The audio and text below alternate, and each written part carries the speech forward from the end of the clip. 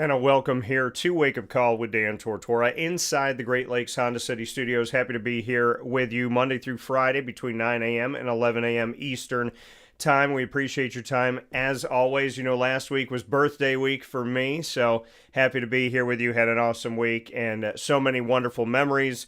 Thanks to so many of you, so I appreciate that very much. Inside the Great Lakes Honda City Studios, we have a great show set up for you up and down the East Coast, the Midwest, the West Coast, and all around the globe.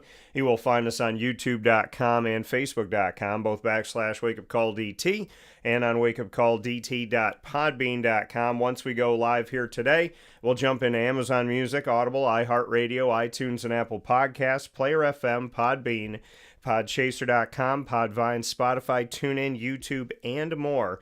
All you have to do is search Wake Up Call with Dan Tortora, or one word, Wake Up Call DT. And of course, our guest for today, starting out the week with us, Eric Poms joins me from the Capital One Orange Bowl inside the college football playoff. Their CEO here with us this morning, and very excited to speak with him in just a moment. And in hour number 2, Brendan Murphy will join me to speak on the 2025 World Series, tied 1-1 between the Blue Jays and the Dodgers, heading to Los Angeles.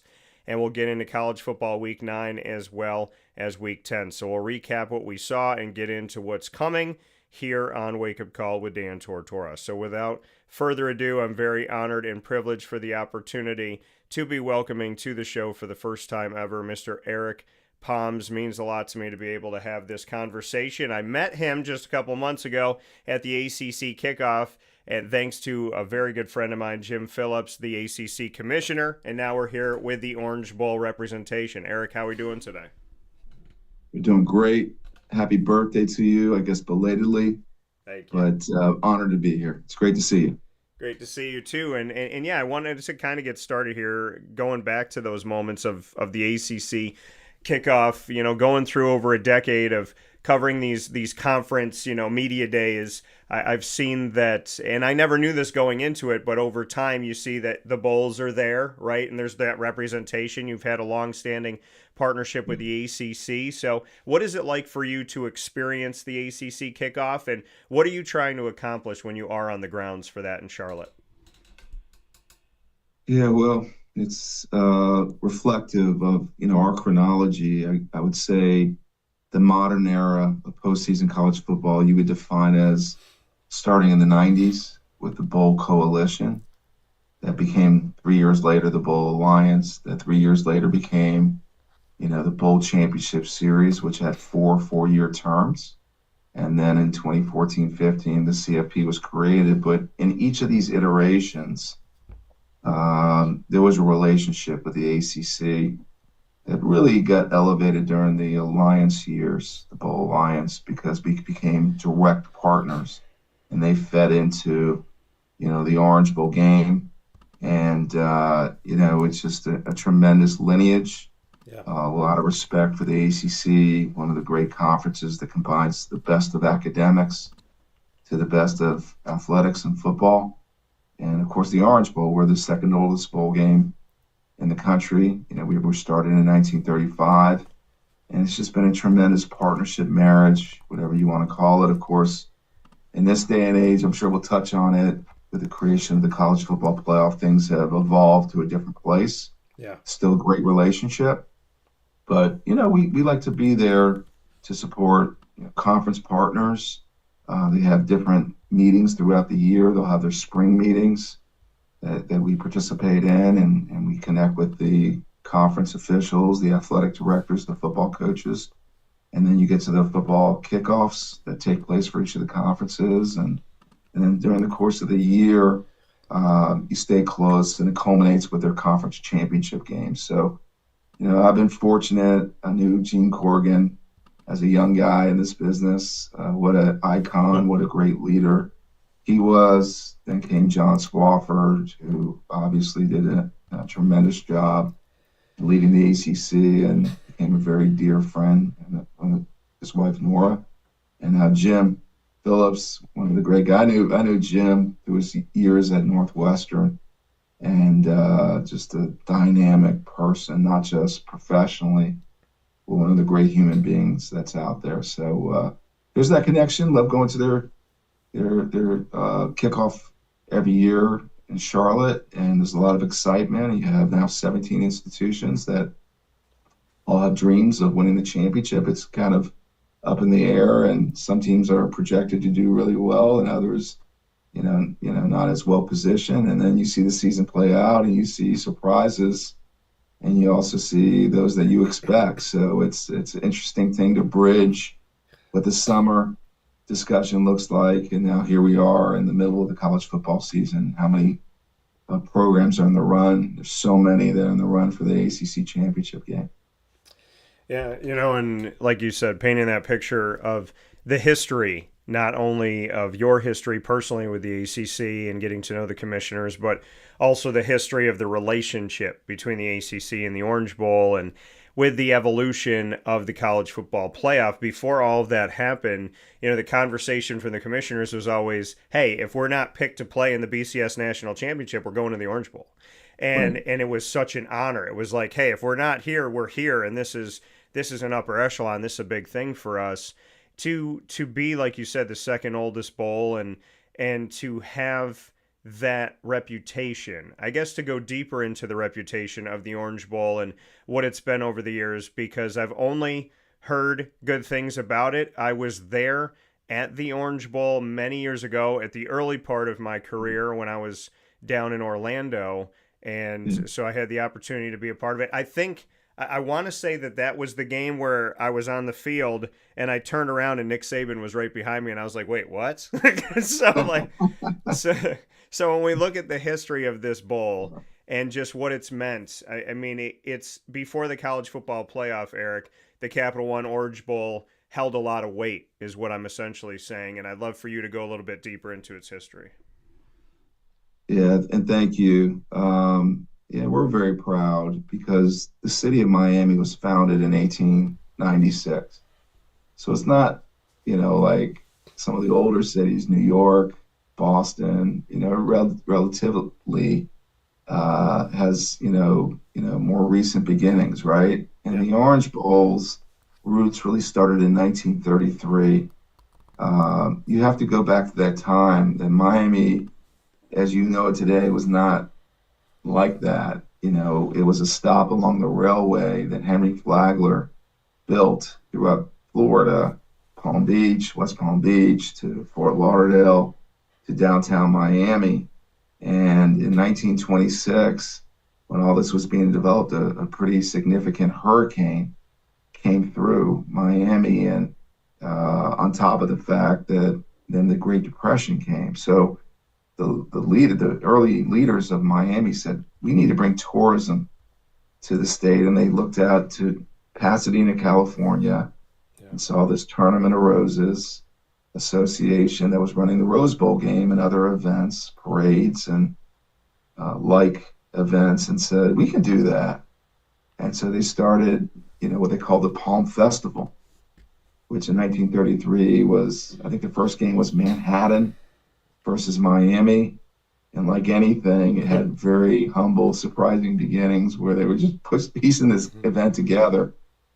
And it worked. And 2 years later, it formally became the Orange Bowl. They built a stadium around it that became the Orange Bowl Stadium in the old site, which now Lone Depot Park, where the Miami Marlins, they play. And in 1935, it became the Orange Bowl.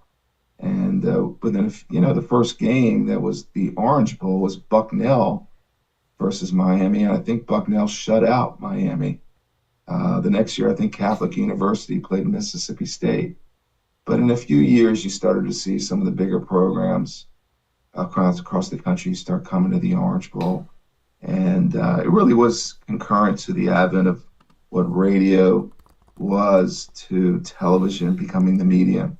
And it just grew through the decades. And really the golden era, really started forming around the relationship of the old Big 8 conference, when you had Nebraska, Oklahoma really emerging and dominating. And at that time, there was probably a dozen bowl games, but our game was open-ended on the other side. And there were a lot of independents that were populating the other side of the game. And that would be Notre Dame and Penn State and Florida State and Miami, et cetera. And so we had a good run. And as mentioned earlier, then the modern era came along, and we were well positioned along with the sugar, the cotton, the rose to be part of that. Along came the Fiesta, soon the peach. And so we had a great lineage to get where we are today. Have had a lot of national championship games emerge by virtue of our positioning, a lot of Heisman Trophy winners, a lot of legendary players. But in addition to the game itself, there were a lot of other events that came about. We had a historic parade that, even when you look back at television ratings, had huge ratings because there was only really three networks. It was ABC, NBC, and CBS. So, Yeah. It helped build a brand that led to, your foundation of today. And what's formed through those years, we're 92 years formerly as the Orange Bowl. Community outreach became a big part of the organization. These bowl games are shaped by committee members. In our case, we have 415 Orange Bowl committee members. They are the C-level leaders in our community, not just in Miami, but Broward County, which is Fort Lauderdale, Palm Beach County with West Palm Beach. And it's a South Florida platform. And we're giving each and every year $1.7, $1.8 million back to the community. In this particular year, the national championship game is down here, which I'm sure we'll touch on. And we're doing up to $10 million this year in community give back. And so as an organization, it's a lot of history and tradition. Yeah. But it's a lot of meaningful give back, because at the end of the day, we're a nonprofit organization.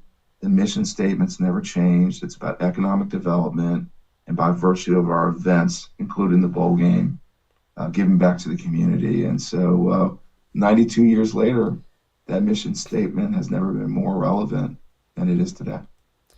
Well, and there's so many different things you touched on, one of them being the give back, right? Because people pay attention to the games and the pageantry and everything around it, but there's so much for the community that these bowl games offer in making sure that you're assisting and helping the community.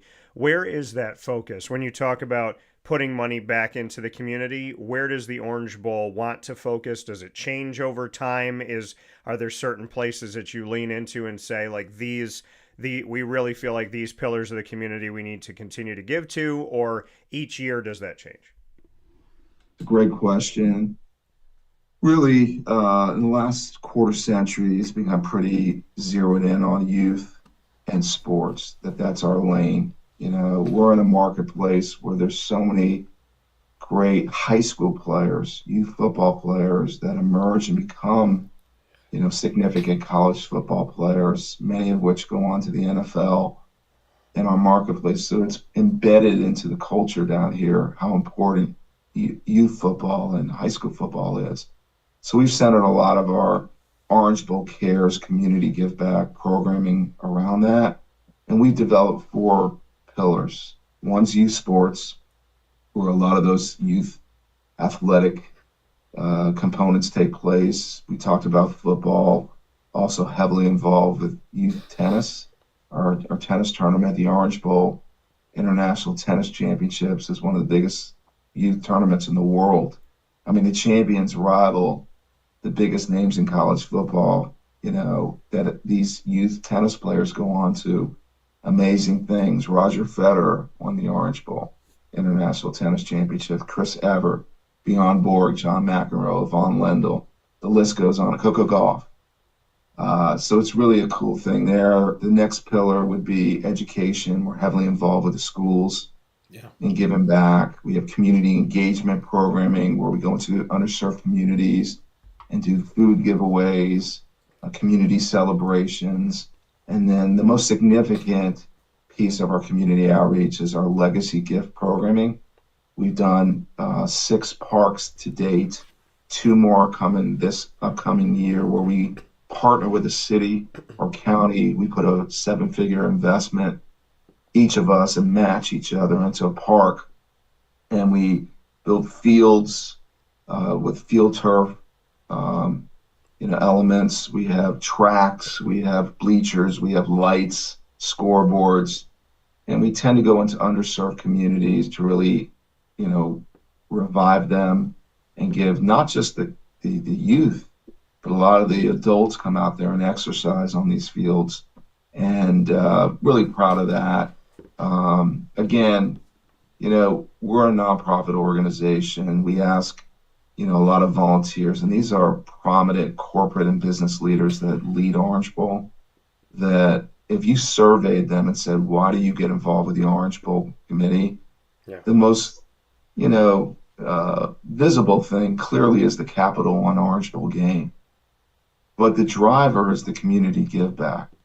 And so as an organization, we're exceptionally proud of that. I think the leaders of college football, when they see what, not just what the Capital One Orange Bowl does, but all the bowl games do in their communities, Yeah. it makes it special because we're giving back. Well, yeah, and like you said, I mean, there's so much more to it, and you brought in the tennis side of things. There's also another element that I think is really awesome when we talk about the Orange Bowl, because you find those unique ways of connecting with the community and to build out from just football. And there's the basketball classic. Yeah. And the basketball classic, which I think is really, really fun and really awesome. I mean, we know it's coming Saturday, December 13th of this year. It's going to be at Amerant Bank Arena in Sunrise, Florida.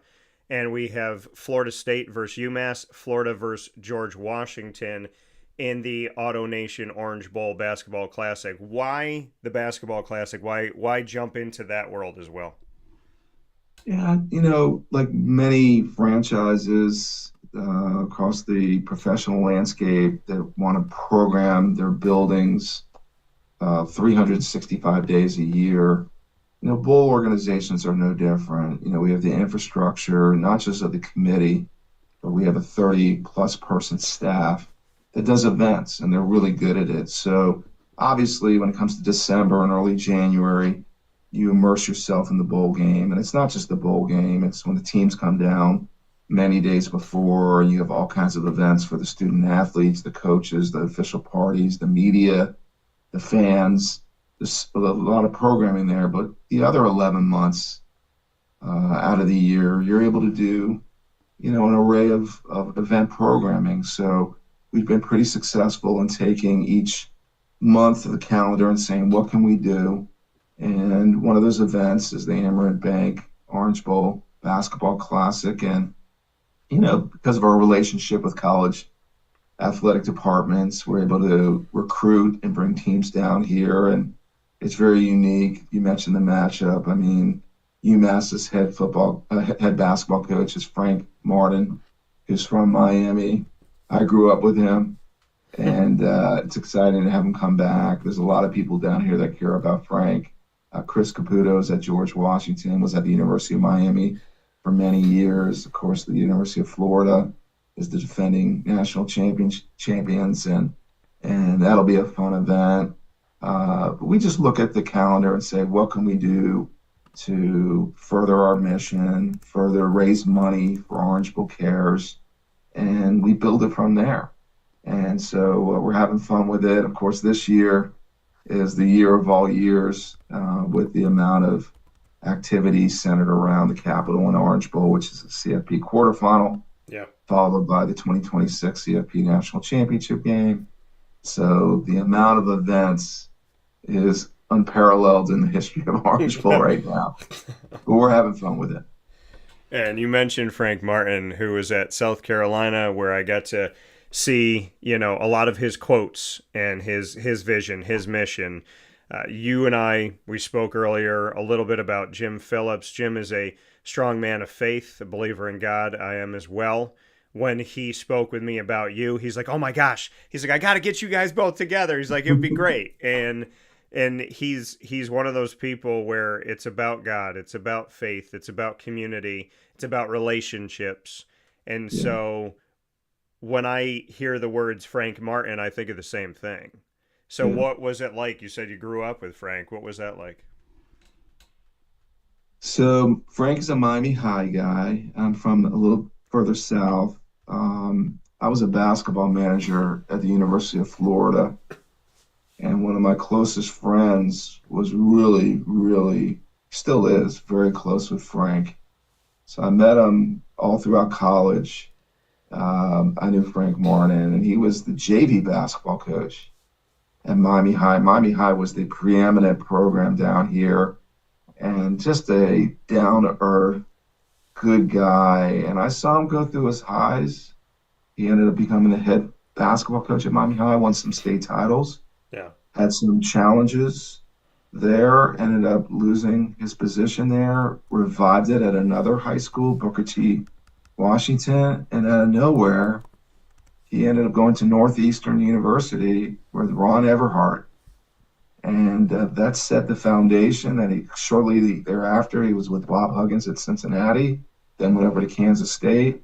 Bob Huggins got the job at West Virginia. And the next thing we know, Frank's the head basketball coach at Kansas State with a hell of a team. And I think they made the Final Eight there when he was there. And we just looked and said, what happened here? It's unbelievable. And when I tell you he's a good guy, he's a great guy.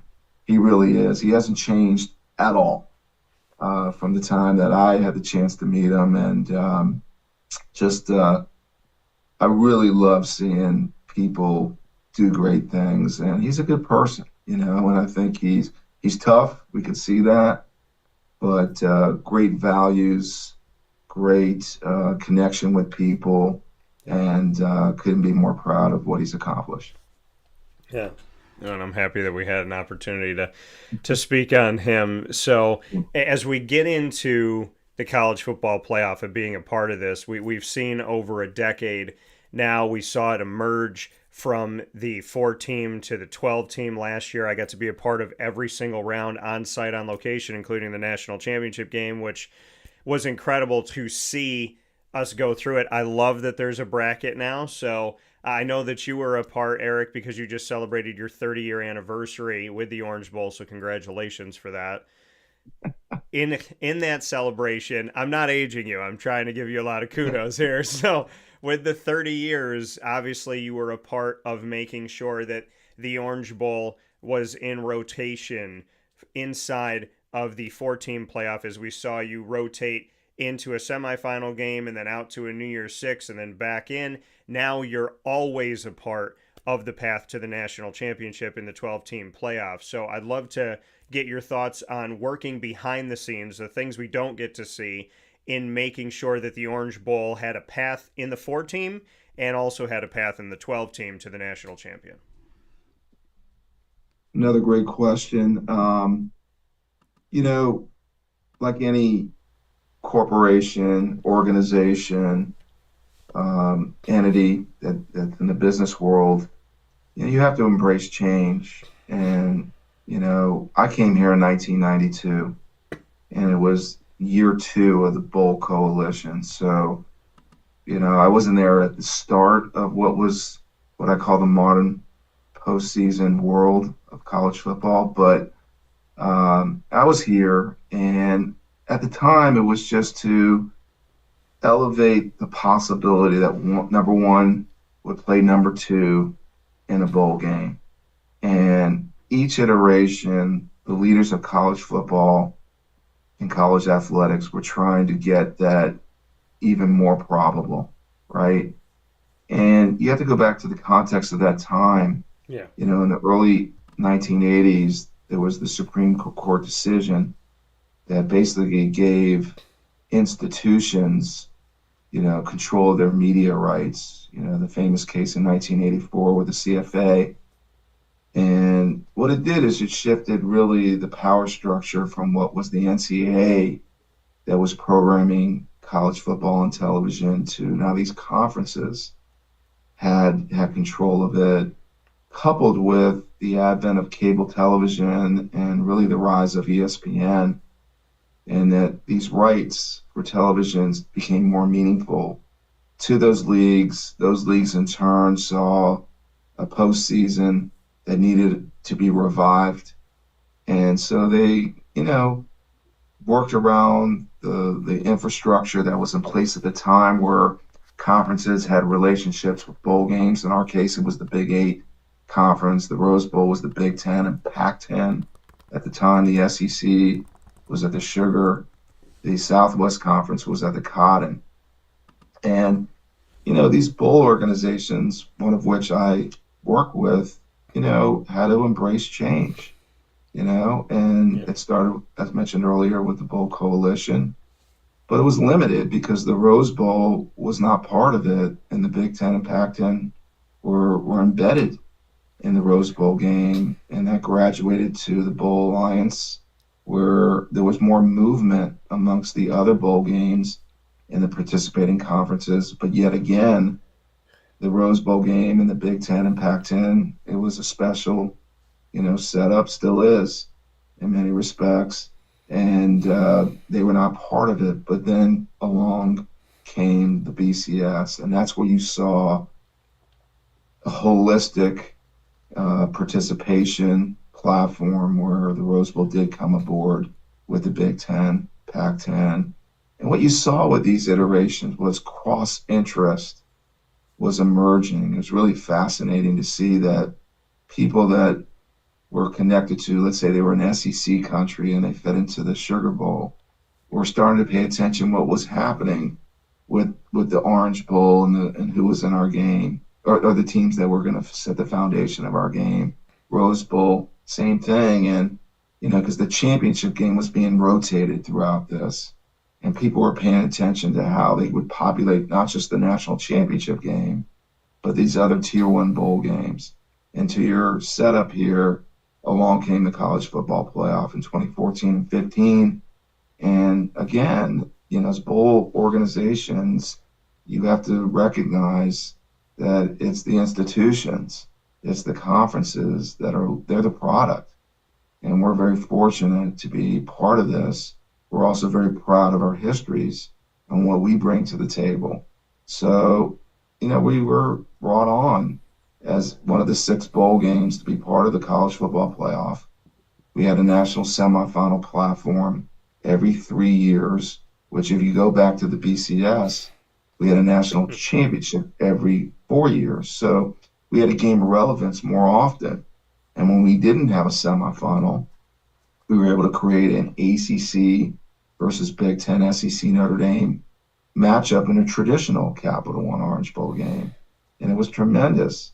But as noted, change was coming, and they wanted to expand this playoff, and very much, in the same manner we embraced change before, we became not just a semifinal side, but also had the opportunity to have a quarterfinal, which is what we have this upcoming year.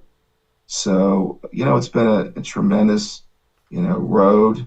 I think speaking just for the Orange Bowl, I'm guessing my fellow bowl game organizations across the country would say the same thing to you, is that we had to embrace change. We're now at the precipice of the next iteration, and it's not done yet. The commissioners that form the CFP management committee are still engaged on what that's going to be. So we're connected to that conversation. We're cautiously optimistic that we will find our place in the next iteration. But it's special because college football is special. And I think, you can rest on your laurels, and be proud of what's accomplished over 92 years. Yeah. But you also have to be very proactive and embrace the change that's coming, because nothing's bigger than the program, and the program is set by the CFP Management Committee. And, we're excited about the upcoming year. It's an incredible platform, but the future is what we have our eyes on, and we, know that we're prepared to do whatever it takes to maintain that position that is very prestigious. And truly, candidly, we're honored to be part of it, and we, want to make sure the leaders of college football know that we're ready to embrace wherever they take us. Yeah. And like you said, looking at the future, Eric Poms here with me, CEO of the Orange Bowl Committee, which oversees the Capital One Orange Bowl and so much more inside of the college football playoff here on Wake Up Call with Dan Tortora inside the Great Lakes Honda City Studios. You said, we're in these rooms, we're in this background, whatever this iteration may be. What can you say to that? we had the BCS National Championship, and then, like you talked about the history, it emerged into the college football playoff. We finally got more than one game, and now we have a first round, quarterfinal, semifinal, national championship. There's the talk of 14, there's the talk of 16. What can you say about where we're at and what this could look like? And would there be another bowl that would be asked to join the fray? I mean, what do you know of where we're at right now? Yeah, the CFP Management Committee, which is comprised of the commissioners of the conferences that play at the FBS level, set the direction. Of course, they report into the CFP Board of Managers, which are the presidents of the institutions and conferences that comprise FBS college football. And as bowl organizations, obviously going back to the current 12-team model, are populating the quarterfinals and the semifinal rounds. And last year was the first year. Obviously, the CFP Management Committee was, taking a strong look at that because they had, for the first time, brought playoff games to the campuses. And there were 4 at Penn State, at Notre Dame, at Ohio State, and at Texas. And all 4 were very successful. You could feel it, watching on television, which is what I did. And then it moved on to the bowl, platforms. And I had the opportunity to go to 2 quarterfinals because the winners of those games were feeding into the Capital and Orange Bowl, which had a semifinal. And of course, after those quarterfinal, semifinal rounds was the national championship game in Atlanta. So, it was very interesting to see. And I think the commissioners and the CFP Management Committee, is taking that experience, bridging into what's coming up this year, which is year 12 of the 12-year agreement.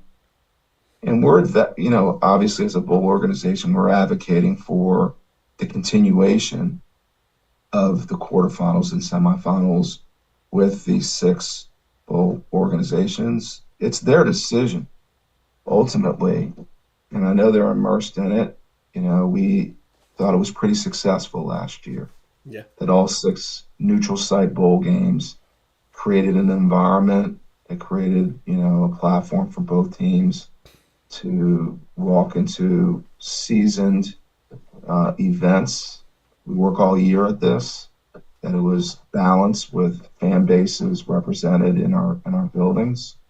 And of course, the national championship game is bid out to communities, neutral site, platforms, but to communities. So for us, we continue to advocate that with a great respect that it's their decision. And that's where it's at right now. They're not just focused on sites as I think you can follow it. I know you cover this, but also you can read many articles about what the center of the conversation is. It's about the competitive model and making it, comfortable for all the conferences and universities, that it's a fair system to all. I know that's a big focus of theirs, and the sites certainly are part of that. And we're just staying engaged with Rich Clark and the CFP team over there with how they're advancing this. And of course, we see the commissioners throughout the year, and we stay connected to it. But again, it's a great respect that it's their decision. We think we have, a tremendous background with experience in putting on these games. It's a great celebration. These are unbelievable brands. Yeah. That in the case of the Rose Bowl, over 100 years counting. The orange, the sugar, the cotton are, approaching, our century celebrations. The Fiesta and Peach are, over half a century. And these brands mean so much, not just to our communities, but to the national landscape, because, last year we had Notre Dame, Penn State. There's just so much history that the Orange Bowls had with those programs. And when they came and played down here, you have to imagine there's grandparents there with their kids and their grandchildren that connect to games they were at in the 60s or the 70s, 80s. So that's special. It's hard to build brands of that time period. And so we're very proud of that, and hopefully that will continue. And there's a few more notes before I let you go, Eric, because there is so much that you've kind of led me into here. But one of the things is Hard Rock Stadium. And knowing that now last year I got to experience with Mercedes-Benz Stadium, long covered the Chick-fil-A Peach Bowl, and obviously the national championship was in Atlanta. So I was in Atlanta and then not in Atlanta, and then back in Atlanta. So I was in Atlanta then I was in Arlington, and then back to Atlanta. This time around, when we look at the scheduling, the quarterfinal for the Capital One Orange Bowl, Thursday, January 1st, noon Eastern time on ESPN, will be down at Hard Rock Stadium in Miami. Then we'll see the semifinals, and then we're going back to Miami to Hard Rock Stadium for the national championship on Monday, January 19th. So my hopes is that I'll get to do the same thing I did this past season, but now down in Miami, Florida. So what is that experience like? How involved are you? Because you talk about your team and everybody that gives when it comes to the Capital One Orange Bowl and the Orange Bowl committee itself. When you have the host stadium, obviously you're involved within that, and I got to see how the Peach Bowl Inc. committee was involved in that world. So just what the Orange Bowl committee is looking forward to having a quarterfinal as well as the national championship this season. Yeah, thanks for the tee up there. First of all, big picture in 2026, what Miami and South Florida are going to experience is like no other year. You know, to your point, we have a CFP quarterfinal noon, January 1. The next day, if you're down here at Lone Depot Park where the Marlins play, is the Winter Classic, where we have the New York Rangers playing the defending Stanley Cup champions in the Winter Classic outdoor venue. And then 17 days later is the 2026 College Football Playoff National Championship game. Yeah. Literally 6 weeks later is the World Baseball Classic back at Lone Depot Park. We have the Miami Open at Hard Rock Stadium. You have Formula One back at Hard Rock Stadium. And you have this thing called World Cup.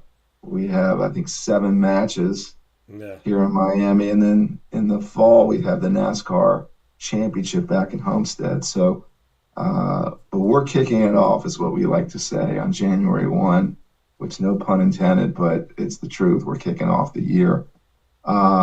Listen, we're incredibly fortunate to play at Hard Rock Stadium with Steve Ross, the owner of the Miami Dolphins, Tom Garfinkel, the president and vice chair of the Miami Dolphins Hard Rock Stadium. What they've created is what I would argue is the best outdoor venue in sports, maybe not just nationally, but maybe across the world. It's just incredible, the programming that it offers. And when you do, the Capital One Orange Bowl each and every year, it's a great venue for 2 institutions to play either in a quarterfinal or a semifinal in the playoff structure. And then in this particular year, the national championship game coming back. It's pretty meaningful, Dan, because we had won the 21 game back in 2018, and the buildup was incredible. And we were in New Orleans in January 2020, and Joe Burrow's going down the field and winning LSU a national championship. We came back. A month later was the Super Bowl, where Kansas City Chiefs won their Super Bowl down here. And then 2 weeks later, we were at a board retreat, and someone started mentioning this thing called COVID. And this first time I had heard of it. And little did we know what was going to happen to the world, what would happen to our country, and what it would mean when you get down to it, the business of, intercollegiate athletics. We didn't know if college football was going to be played. It still was a little bit of a question. Would they get to postseason? Yeah. They did get to postseason. Some bowl games were canceled along the way, but we got through it. And ultimately, Alabama played Ohio State in the 2021 CFP National Championship game in Hard Rock, and it was 20% capacity, and it was a great success in itself. But we really wanted to have the full event, and thankful that the CFP gave us an opportunity to bring it back here. And Hard Rock Stadium is just an amazing venue, as I said, and to have two of the playoff games, for that matter, we don't know right now, but there's the possibility a third event for the playoff could take place there with a first round game in the event University of Miami hosts. Yeah, that's possible. There's so much buildup going on. We're incredibly busy, but it's a labor of love. We're so excited to work with CFP Executive Director Rich Clark and his team. There's so much activities that are going to be taking place through a championship weekend, and it's going to shine hopefully down here, not just, in fact, hopefully it's great weather, but metaphorically, yeah, given what happened in 2021. And we're proud. As I said earlier, our community is built off of football.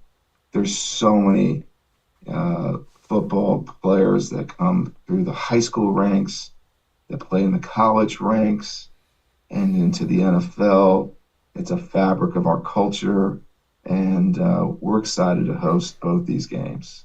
So we'll look forward to January 2026.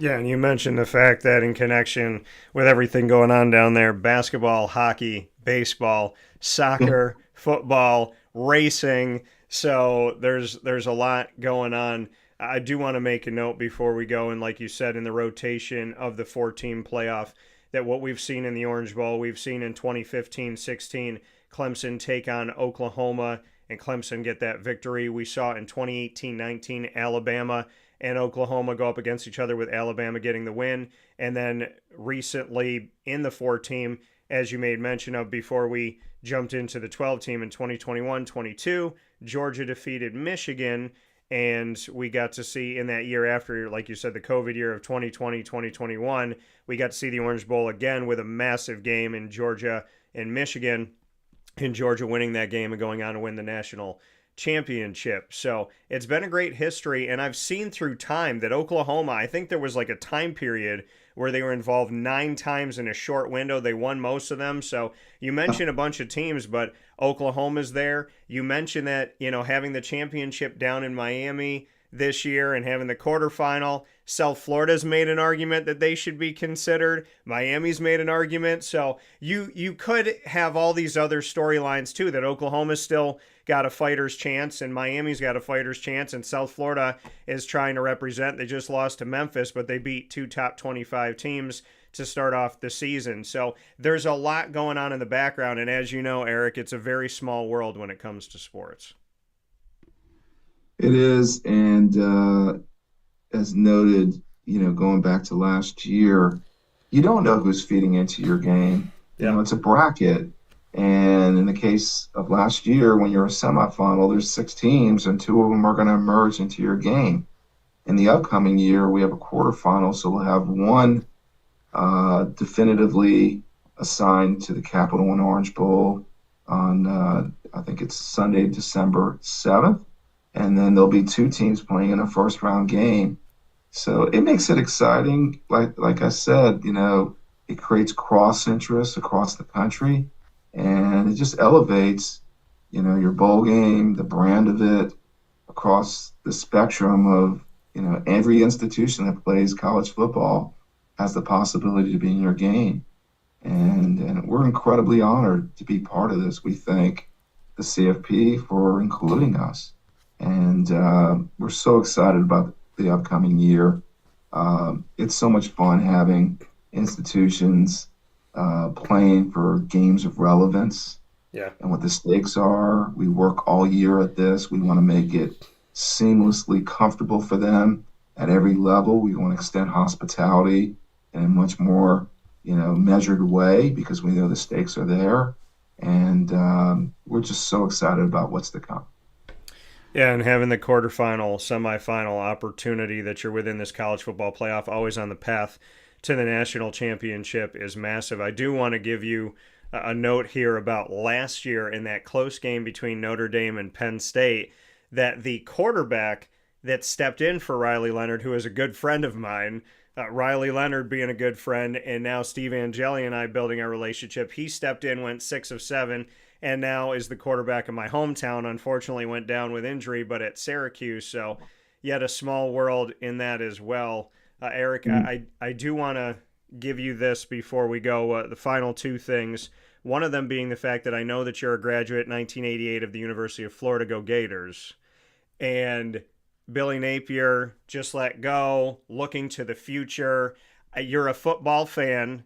I know you're a Gator for life. So do you have any thoughts on Gainesville? And I mean, how are you kind of taking this? Because here we are as the Gators are looking to a new era and trying to figure out who their leader is going to be. So as a fan, how are you looking at that? Yeah. Well, in my job, you stay very neutral. Yeah. You have to. And, I just, growing up in Miami, just became so, connected to the successes of Florida, where I went to school, Miami, where I grew up, Florida State, where my daughter goes to school now. Obviously know a lot of family and friends that have gone to UCF, USF, FIU, FAU. They're all playing at the highest levels. I know how much football means in the state. My experience at the University of Florida was really in the basketball program, where I was a manager for undergrad and grad school. In fact, we went to our first Sweet 16 at Syracuse, where we played, and made it to the Meadowlands, where we played Syracuse and Derek Coleman, and in a great game. They beat us at the end, but it was very memorable. Listen, I stay connected. A lot of friends of mine, 35 years since I left Gainesville, are still working in the athletic department there. Yeah. So, I stay connected to the program, and, it means a lot. I didn't really get to know Billy Napier too much. I've met him a few times, and was a gentleman and a great guy, and he did some good things there. There's no doubt about it. That will continue for whoever takes the mantle. But I know how important it is to that program, and I know Scott Strickland is a great athletic director. He's leading the charge. I know there's a lot of people connected to that search, and I have no doubt that it's going to be a lot of interest, because it's a tremendous opportunity. The program is obviously one of the most historic programs, many national championships, many SEC championships, and they take it serious in Gainesville, as they do in many corners of this country. And I know it's going to be a methodical, deliberate process to find the right person to lead a program. And obviously we're watching college football. There's openings at a lot of great programs of today. Penn State's open, LSU's now open, Virginia Tech, the list goes on and on. So I'm going to watch this, and hopeful that any of these programs down the road will be participating in the Capital One Orange Bowl. Well, I appreciate that. The last note is going to be your note, Eric. You never get to do this, which is ask the questions. So we do a thing. I don't know if Jim told you about this, but it's called Rapid Fire. You get to put me on the hot seat. Any topic, can be football or anything in the world. You get 2 questions. You get to ask them. You will not get asked any. So enjoy this moment, Eric, because it's always questions going to you, not from you. So what are your questions for me? I'm going to get away from sports. Okay. Because I want to get to know you a little bit. Yeah. What is the greatest music concert you ever attended? Yeah, that's a good question. I haven't been to one in forever, but I would have to say I used to get to work concerts at the grandstand at the New York State Fair in my hometown of Syracuse. So we had, and this is before I liked country, So I missed out, Eric, because I wasn't paying attention. And we had so many people. We had Tim McGraw, Faith Hill, Brooks and Dunn come into the building. We had Kenny Chesney and Reba. I think I did pay attention to Reba's. We had BB King in the blues and jazz world. A lot of people came through, but I would have to say the probably the most memorable ones. There's two. One of them being Train with Maroon 5 because I love Maroon 5 and I was like I like Calling All Angels, the song by Train. It only shows up in my life when God is like, "Hey, like I really need to grab you right now and remind you that I got you." And so that song I would have to say. And Train was like they were supposed to be like Maroon 5 was the main event, Train was one below, and I Yeah. honestly think that Train probably did better in that show. With no offense to Maroon 5, they both did great, but I think Train kind of stole it. And then the one that I would say is probably the best of the best of the best was Cheap Trick opening for Heart, opening for Journey. And Good one. I was massively spoiled in that.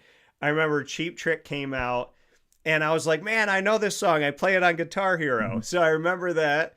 And then Heart came out and most people like the entire arena, and there's like 17,000 seats at the grandstand when it was there. So the arena really treated Heart like they were the band of Yeah. the night, and they were incredible. And I realized songs they were connected to, people within the band that I didn't know that they were.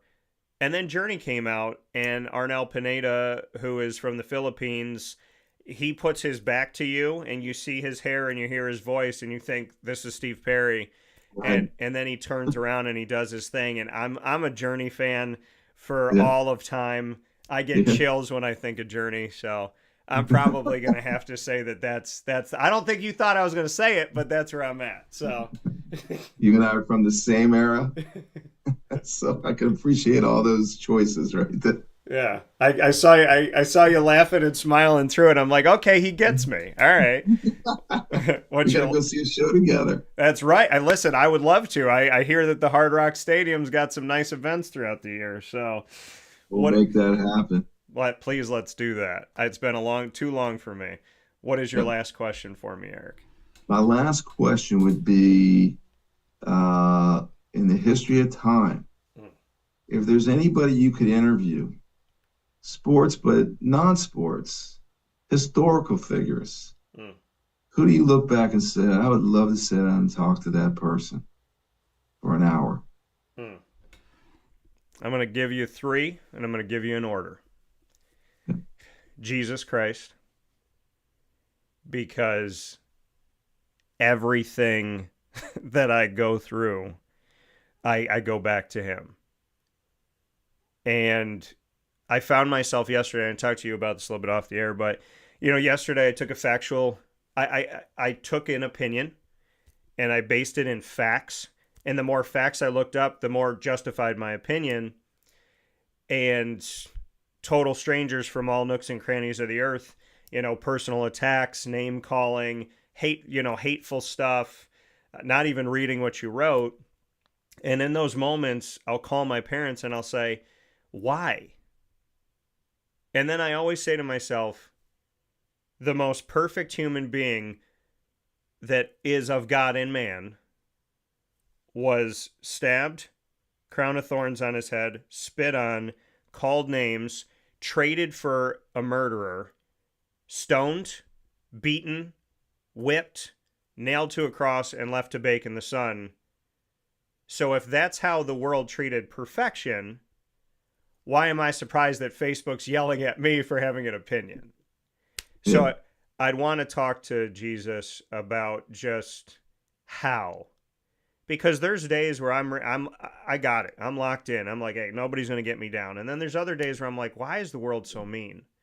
Right. So I'd want to sit with him. I'd want to sit with Abraham Lincoln and ask him how he made the decision. I mean, I'm sure it came down to God. But making a decision, there's a part in the movie that's supposed to mirror his life where it's raining outside and he's standing at the window and he's got his head down, and you could just see that he's believed he's doing the right thing, but now he's at a point where he's like, was it worth all of this death in the Civil War? And I would love to sit with him and say, you stood by your convictions more than most people ever in the history of mankind. How did you do it?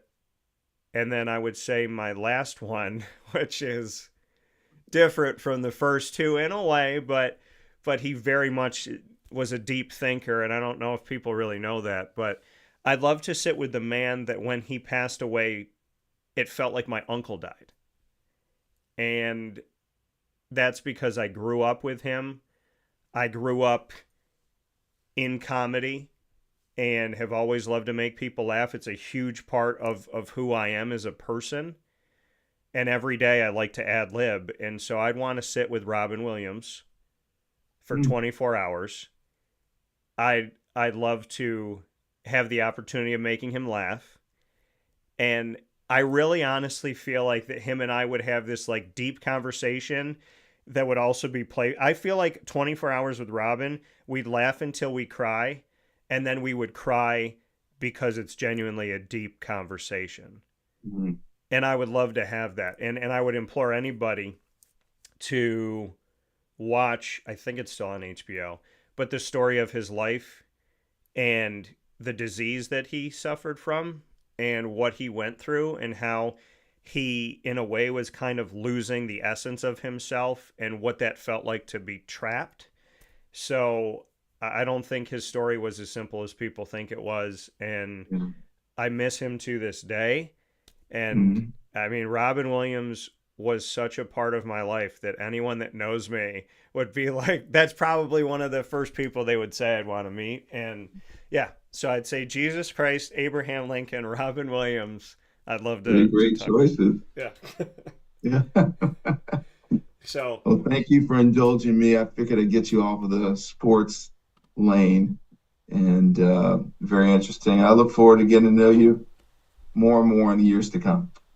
Well, and that's what I'm happy with, Eric, is that a great person in Jim Phillips, made this connection. And when he says something good about somebody, I listen. And he has said wonderful things about you. He's been very kind. And so, I appreciate this time. I appreciate all the time. You didn't have to give me an hour of your day. I mean, you're with the Orange Bowl committee. There's a billion things going on. But, Eric, for you. It's great. I appreciate it very much. Yeah. And so you and I will keep in touch. We have each other's number. And we got to find, a concert coming up in the not too distant future. But Mr. Poms, that I will be applying for January 1st to be down in Miami. So I got somewhere to be on the first day of the new year. If you'll have me, I'd love to be down there. I look forward to it, and just let me know your plans. We'll take it from there.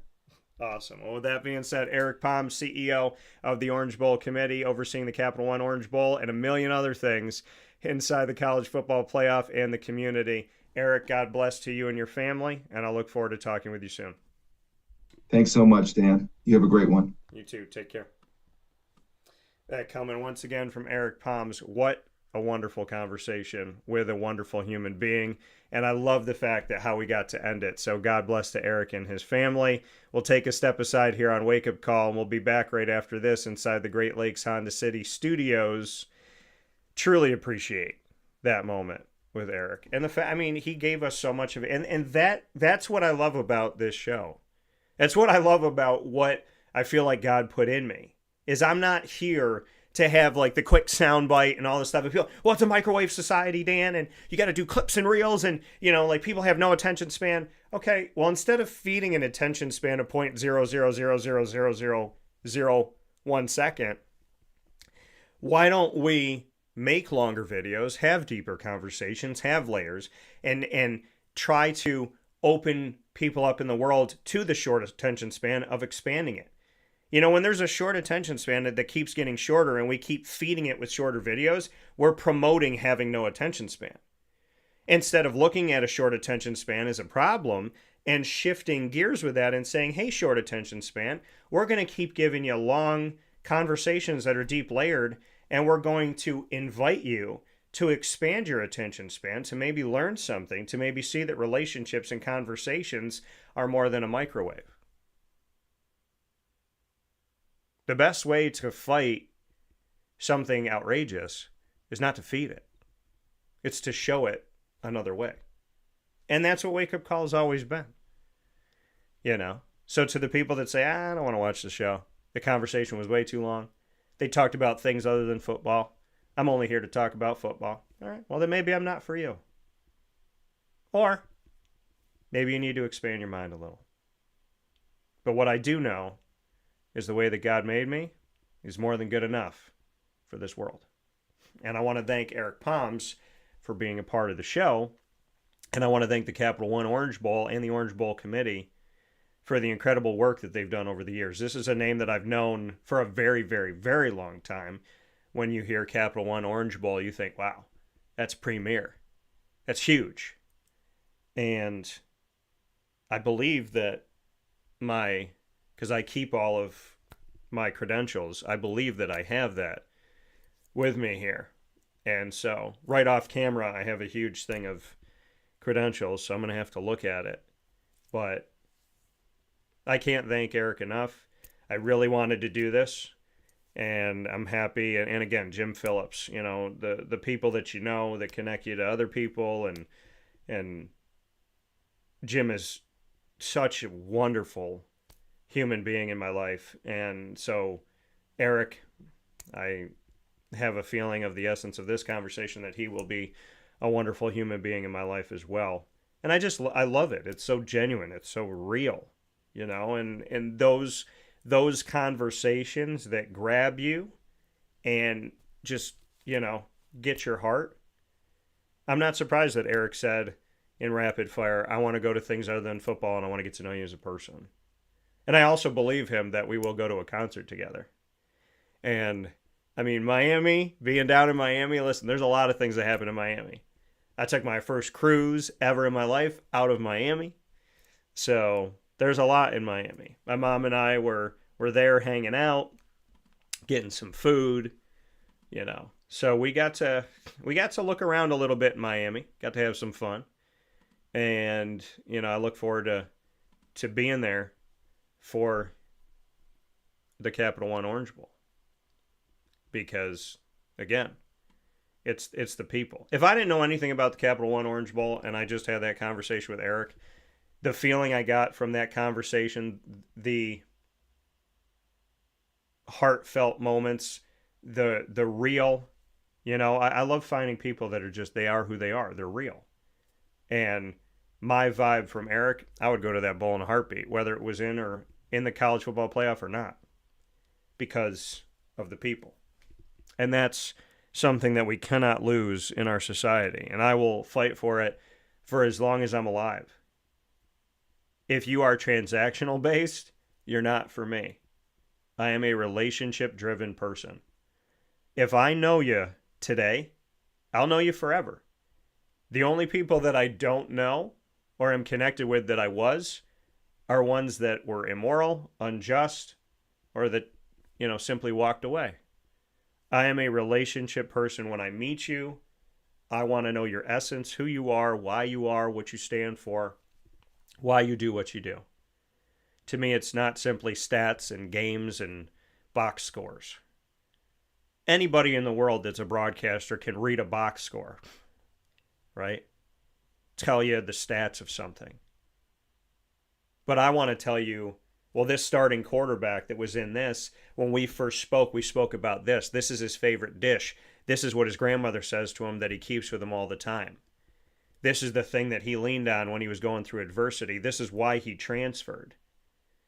This is what he got from that moment. He serves the Lord. I love these moments where he's talked about God and he did it on a national stage. I want to tell you those stories because anybody can tell you the story that he was 30 of 37 for 268 yards, 3 touchdowns, and 1 interception. But how many can tell you the story of who he is, who she is, why they are? That's what I love. And I get that vibe from Eric, and I can't wait to tell that story continued with him. So thank you, Eric Poms, and thank you to the Orange Bowl Committee. Thank you to Mike and to everybody working for the Orange Bowl committee. Mike helped set it up, so shout out to you, and thank you to Jim Phillips as always. We'll take a step aside for a fast break here on Wake Up Call with Dan Tortora. I'm like, do we have to? Let's keep talking. But I love the partners that I work with, and so you need to see them because, again, relationships. There's not a single business that you will hear from on my show that I don't go to, I don't appreciate, I haven't spent money at, and I don't believe in. So we'll be back inside the Great Lakes Honda City studios. Great Lakes Honda City, over 11 years of believing in them. We'll be back right after this. And now a message from Myers Creek Brewing Company, with locations at their Cazenovia Farm Brewery, Syracuse Inner Harbor Tap Room, and soon-to-be Lake Placid Tap Room. Well, I think first and foremost, the Feldmeyer family and our team are extremely passionate about what we do. We care very much about what we do. The Feldmeyer family is always investing. Our taproom management team, our brew management team, our marketing management team, and all of the team members that get after it every day, they leave it on the field. They put their heart and soul into it. I know for a fact that everyone that works at Myers Creek wants to be there, and we want them to be there. You know, we want them to feel good about their job. And again, if you've never been to a Myers Creek, especially to the brewery, I mean, I want your eyes to open really big. I want you to see how big of a brand this is. I want you to see where we're going. The sky is the limit, and I feel very proud of that, and I'm very excited about that. When you think of designing a menu for a brewery, it's kind of open to a lot of different interpretations. I mean, you can do American, you can do Asian, you can do Italian, and you just have to find, you know, how that meets that pub style dining experience, that gastropub vibe. And I think it's super fun for us because obviously we know that, you know, everyone in the world's going to sell a pizza or a burger or a French fry, but what can we do to be different? And what can we do to be true to who we are? We are a brewery, you know, a brew pub. So the flavor profiles are kind of all over the place. And I think it's super cool that we have a massive smoker at the brewery in Cazenovia, and we smoke a lot of our products. We have a delicious smoked turkey. We have barbecue ribs on Sundays. From a pulled pork sandwich to a chicken wing, you go to the Inner Harbor and you go to the Caz location and you'll find similarities in the menu, but also things that are a little different and also kind of fit those different demographics or different communities, and also hopefully just drive you to try every tap room that we have open at some point because you get a little something different at each one. You know, we understand how hard it is to, work every day and get after it every day, and when you're done at the end of your day, you want to go out and put your feet up in a good ambiance and good environment. So we take pride in that. We make sure that everyone knows that they're very much valued to us.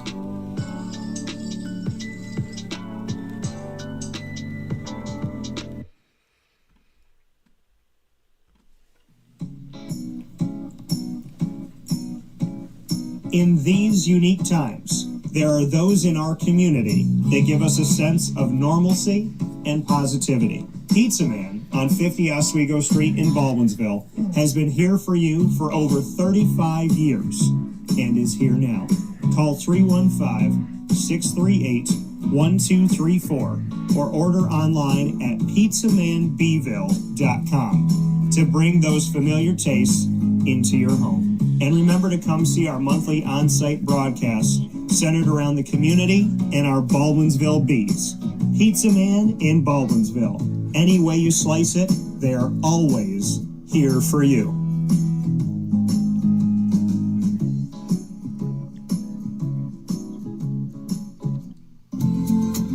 Looking for your next ride? Look no further than Great Lakes Honda City, located on 7140 Henry Clay Boulevard in Liverpool, New York. Serving our community for decades, their new and pre-owned vast array of vehicles are available to you Monday through Saturday on site. To search from home, shop at GreatLakesHondaCity.com. Call 315-365-5576 to set up an appointment. That's 315-365-5576 for Great Lakes Honda City, 7140 Henry Clay Boulevard in Liverpool, New York. Great cars, great people, Great Lakes.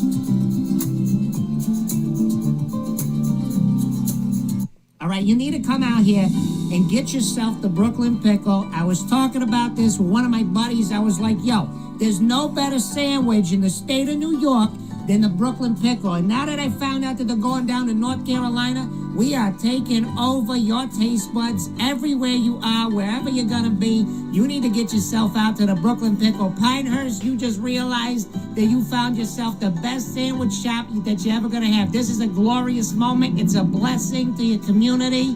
You're welcome. Brooklyn in the house, baby. Go over to the Brooklyn Pickle. You already know what it is. You heard the man. Head to Brooklyn Pickle Pinehurst on 1788 Old Morgantown Road in Southern Pines, North Carolina.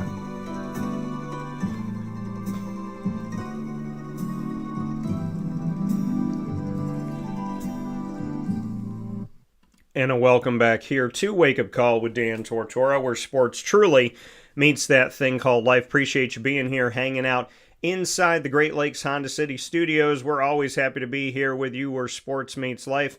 Murph is here with me. You know that he normally starts off the week with us, but we had Eric Poms of the Orange Bowl Committee, Capital One Orange Bowl, and overseeing so much. They'll also have the national championship this year. So the Capital One Orange Bowl will be played on January 1st at noon Eastern time on ESPN in a quarterfinal of the college football playoff. And then they'll be back at Hard Rock Stadium in Miami for the national championship for 2025-26 college football in the FBS. So happy to have Eric Poms on the show today and a really awesome and memorable conversation. Now Murph is here with us. We literally texted each other at the same time to make sure that we were ready to go.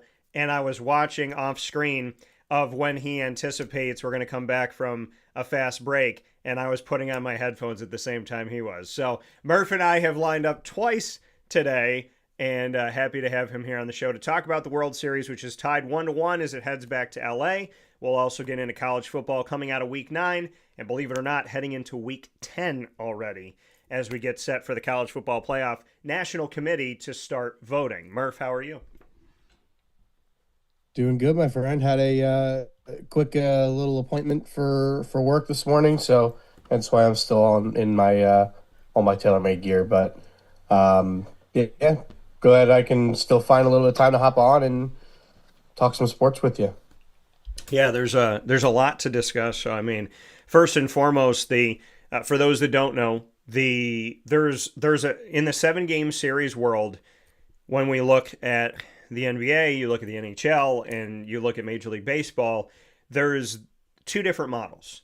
There's the model of the 2-2-1-1-1, and there's the model of the 2-3-2. And Major League Baseball in the championship series, which is the ALCS and the NLCS, as well as in the World Series, they have the 7 games. So they play 3 games in the wild card, then the divisional series is best of 5, then we have 7 in the championship series, and then you have 7 in the World Series. And the adopted model in baseball is that the best team, the home team, so to speak, has the first 2 games. Then the road team has the 3 games, and then the home team has the 2. Now it's best of 7, so it could end in 4. So we could see 2 with the higher seed, and then 2 with the lower seed, and then it's over. But that's the model, just for people to know. It is 2-3-2. So the Blue Jays had one more win in the regular season than the Dodgers, which set up the Blue Jays being the home team, right? So they have game 1 and 2. The Dodgers will have game 3, 4, and at least 5, because we know that they'll go at least 5. And then if the Blue Jays are able to win all but one game, if they win one game of those 3, then they will go back to Toronto, and we'll have an opportunity to see that. So, Murph, your thoughts? Some people thought this is, we've talked about it, David versus Goliath, Dodgers being Goliath and David being the Blue Jays. We know in the Bible that David won. A lot of people don't think that David's going to win this one. I picked the Blue Jays to win in 7, and the Blue Jays took game 1. They did something they've done many times in this postseason, which is get to 10 runs or more. And so they were able to get to that in the first game. I believe they won 11-4. And then in game number 2, we saw the Dodgers take one in Toronto, which means that we're back in LA today, and the series is tied 1-1. So what are your thoughts on the series so far? I mean, it is kind of David versus Goliath. It's what we've seen. It's what we've talked about coming in, and All of America basically, except for Southern California, is rooting for the Dodgers or for the for the Blue Jays, and all of Canada for that matter. Yeah. But game one, the Blue Jays did what they do. They teed off, scored 12 runs in that game, and just 11 runs, and just absolutely dominated and did what they do. But then game two, they ran into a buzzsaw in the person of Yoshinobu Yamamoto, who is gonna get a lot of Cy Young votes. Yeah. Probably not gonna win the Cy Young. He could. But he's going to get a lot of Cy Young votes. And I imagine he'll probably be a finalist. Complete game, one earned run. The dude is special. There's a reason why the Mets and the Yankees both offered him $300 million. And obviously he went and signed with the Dodgers for $325. Mets literally made him the exact same offer, but he chose to go to the Dodgers. And, unfortunately for us Mets fans, we don't get to see arguably one of the best pitchers of this generation that we're starting to see emerge here. Yeah. Tonight we're going to get to see one of the best pitchers of his generation in Max Scherzer go for another World Series win. This would be his third, this would be the third World Series team he's on that gets a ring. Get a ring for three different teams is not something to scoff at. So you got Max Scherzer on the bump, Tyler Glasnow going for the Dodgers. Scherzer has been meh this year for the Blue Jays, and so far in the postseason, it's been about the same. And Tyler Glasnow starting to figure things out, and he's pitching more like the guy that pitched for the Rays in 2020 and got that team to the World Series. And they're really happy with what he's doing. So looking for myself, just based on what I see. Anything can happen. Going back to LA is not an easy thing to do. For one thing, I love the 2-3-2 model. I think the 2-2-1-1-1 model is terrible. There's a reason why the NBA does it and nobody else. At least I don't think hockey does it. But even still, the 2-2-1-1-1 model is like there's so much traveling involved. This way, you only travel twice. Yeah. And you don't have to worry about it. So it makes life easier for, the teams. It makes, it's actually cheaper that way too, theoretically. But yeah, it's been a fun series so far. The Dodgers did what the Dodgers do in game two. Good pitching, good hitting. Bottom line is that the Blue Jays get to the Dodgers bullpen. Outside of Roki Sasaki, the Dodgers bullpen has not been good this postseason. So if the Blue Jays are able to get to the bullpen, if they're able to get Glasnow out in the fourth or in the fifth, they got a good chance to win this baseball game if Scherzer gives them a, 5 and dive, 6 innings, 3 runs type of start. But yeah, it's anything can happen. I imagine, if we talk about the World Series not being over, I believe it would be for a Game 7. Correct me if I'm wrong. I'm pretty sure a possible Game 7 would be on Monday. I'm sorry, no. Game 7 would be Saturday night. I lied. So either way, next week we'll be talking about whoever wins the World Series. Yeah. Obviously, I still hope it's the Blue Jays. My brain still tells me it's going to be the Dodgers, but they say the team that wins Game 1 of the World Series wins the World Series. I think they said 75% of the time, something like that. Wow. So that's nothing to scoff at. And then, it doesn't mean that the Blue Jays are guaranteed to win the series, but 3 out of 4 chance that you're going to win the World Series based on statistics. Odds are in your favor, so that's a good start. So I'm looking forward to this. I really am. I haven't actually got to sit down and watch any of the games. I've really just seen highlights after the fact, mostly because, I don't feel like staying up to watch the games. I'll watch the first couple innings and then I'll pass out because especially this week coming up, I got a lot of stuff to do. I got a lot of appointments to make. I got a lot of tailor-made fitting carts to clean up and get sent back. And then the following week I'm going on vacation. So I'm basically trying to get all of that stuff done before I go on vacation. But looking forward to the last handful of games in this World Series. I would love to see the series make it back to Toronto. We need to see somebody up 3-2 for it to go back to Toronto. I'd love for Toronto to take 2 out of 3 in LA and come back home with 2 chances to close it out and win it. But we'll see. Maybe somebody has their Joe Carter moment and walks it off. But walks it off to win the World Series. We haven't seen that in a long time. Pretty sure the last time we saw that was when your Diamondbacks won and beat the Yankees in 2001. But I'm very much looking forward to this. I really think Scherzer can turn back the clock and give him a good outing, because Glasnow's not going to go more than 6. It's basically, that's the way it is. And if the Blue Jays can get his pitch count up early, see a lot of pitches, and get yourself to a point where you can knock them out of the game early and get to their bullpen, they got a very good chance to win this game. And I don't know if they've announced starters for Game 4 yet. I know the Blue Jays weren't 100% sure who they're going to start. Let me see what they decided for tomorrow. Shane Bieber and Ohtani tomorrow. Yeah. So if you're the Blue Jays, you really need to win this game tonight, because as good as Shane Bieber hasn't been outstanding in the postseason, Shohei Ohtani is on a different level this postseason. Yeah. So you gotta win Game 3. If you can win Game 3, basically you're gonna give yourself a chance to go back home and win a championship. At that worst case scenario. But you got to get through Game 3 first. So I think Toronto has to win tonight, because Game 4, I would bet a lot of money that the Dodgers are going to win Game 4. So if you're Toronto, you have to win Game 3. Win Game 3, give yourself a chance to go back home. You're guaranteed to either go back home with a chance to win, a chance to come back and win, a chance to win, or you will have won the World Series before even going back home if you win Game 3. So that would be absolutely huge for them, because Ohtani's going to be tough in Game 4.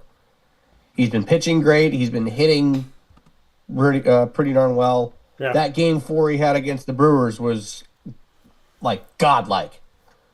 Remember, this guy, I think that we can give it a rest, the whole Ohtani versus Babe Ruth thing. Babe Ruth couldn't hold Shohei Ohtani's jockstrap at this point. The most talented player to ever play the game of Major League Baseball. He probably will go down as the greatest to ever play it. His stats aren't going to be incredible. He's not going to hit 700 home runs. He's not going to have 3,000 hits. He's not going to have 3,000 strikeouts. But he's probably going to end up with 2,000 hits. I imagine he'll probably be close to 500 home runs by the time it's all said and done. 2,000 strikeouts. This is going to be a guy that on both sides of the ball is a Hall of Famer. Yeah. That will go down as the greatest player to ever step on a field. So, folks, enjoy it while it lasts, because Shohei Ohtani is not going to be playing baseball forever.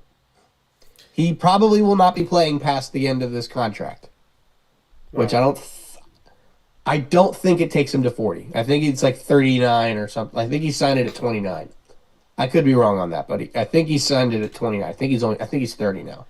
Yeah. But he would not be playing into his 40s. So enjoy it while it lasts.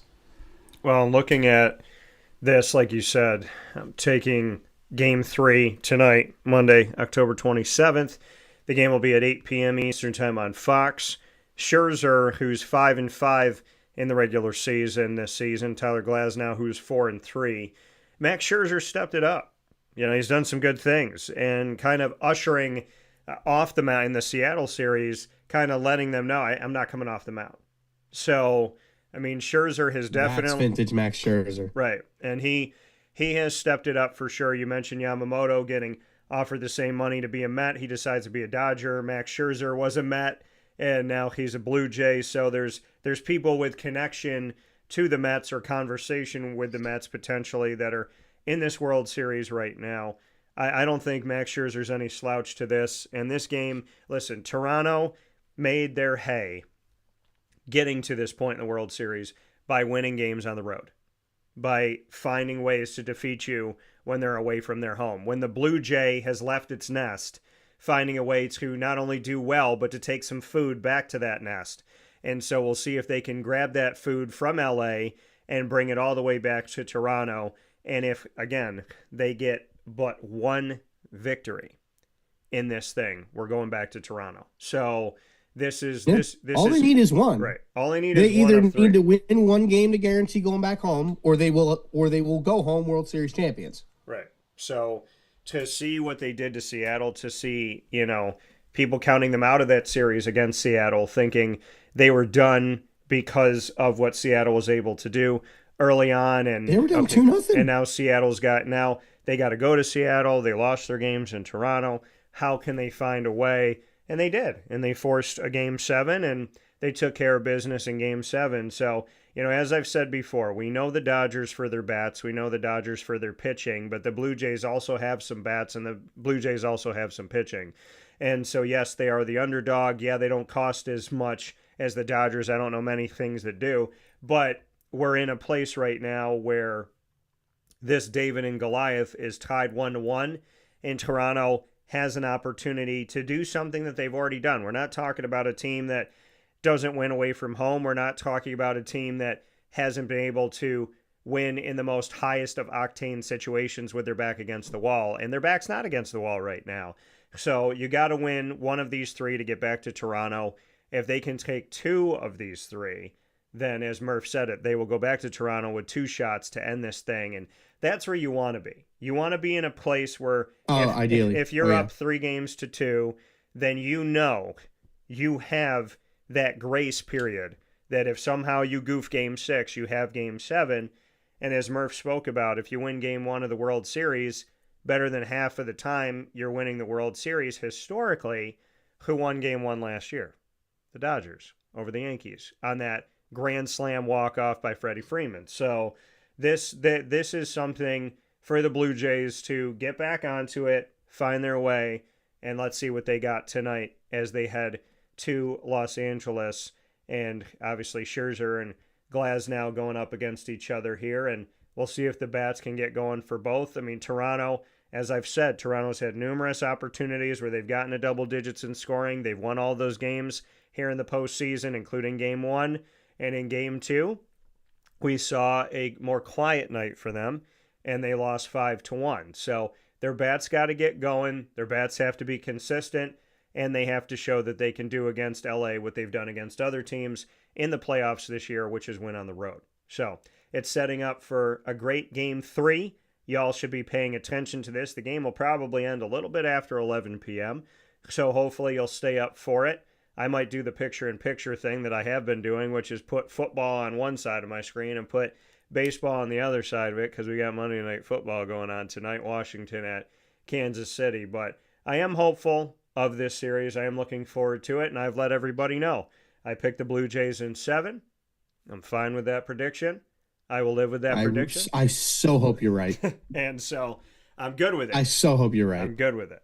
So Murph and I will take a step aside. When we come back, we're going to spend the rest of the show speaking on college football. Man, Murph, I have told him nothing. So there's a lot of things that we're going to discuss. There's polls that I put up, and there's a fan base that flipped out on me yesterday. So we will be back with all of that. I did see that. So we will be back with that. And, the subhumans of this world will talk about some things going on. All I have to say is, disagree with me and have proper discourse. If you call me names and it's F this and F that, well, no one's talking to you. And as I told people last week, the joke's on you because I don't read the negative comments. We'll take a step aside for a fast break. We'll be back right after this on Wake Up Call with Dan Tortora. Man, you give a team some love, but you just tell them to do a little bit more. And people think that means you hate them. Well, we'll talk about it after this. This is Amy from Mother's Cupboard, home of the whole frittata. We are open daily 6 a.m. to 1:30 p.m. For takeout orders, call 315-432-0942.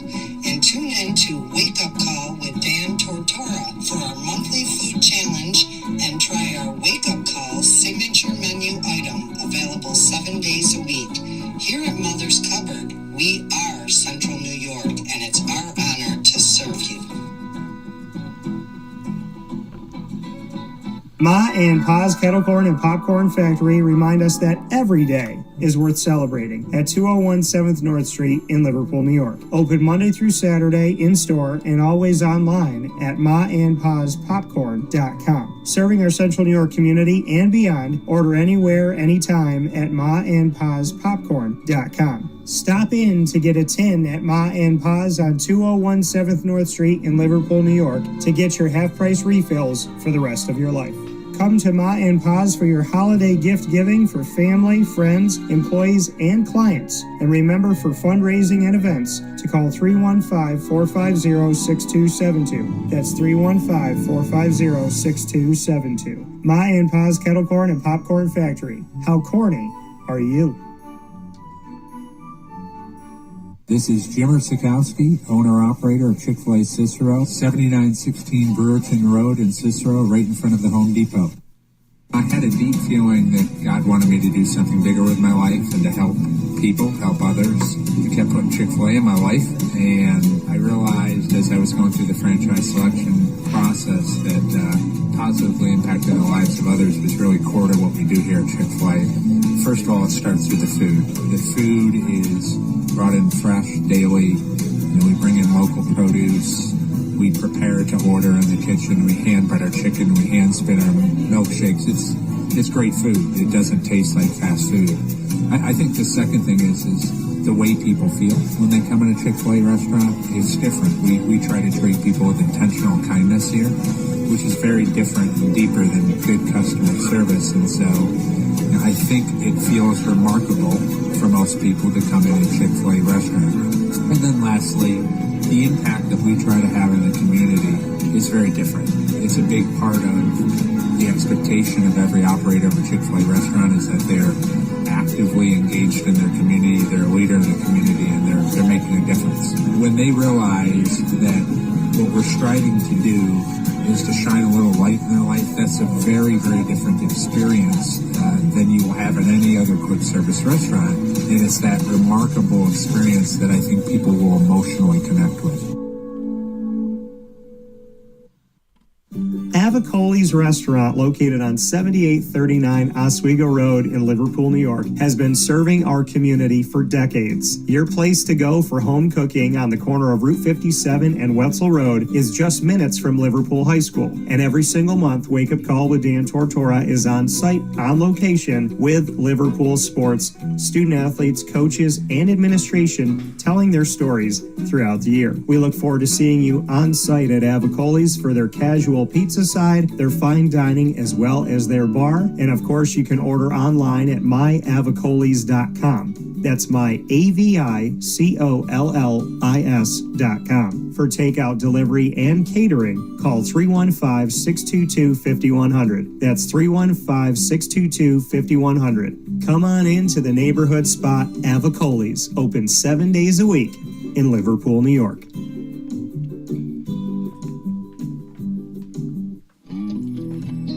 K9 Campground Dog Boarding is your home away from home for your furry-loving friends. Open 7 days a week with drop-off and pickup times in the morning and later on in the day and early evening. K9 Campground Dog Boarding is the spot to trust with your dog for short and long-term stays. Call 315-299-4013 for more information. That's 315-299-4013, and go to k9campground.com as well. That's K9, ground.com, where you will find all of the information on their different cabins, which include the classic cabin, executive cabin, grand cabin, and luxury cabin. K9 Campground Dog Boarding, where your dog will have indoor and outdoor areas as well as their own private cabin for any size, any breed, as well as dogs with different needs. Dog parents and dogs alike choose K9 Campground Dog Boarding. Isn't that right, Lily?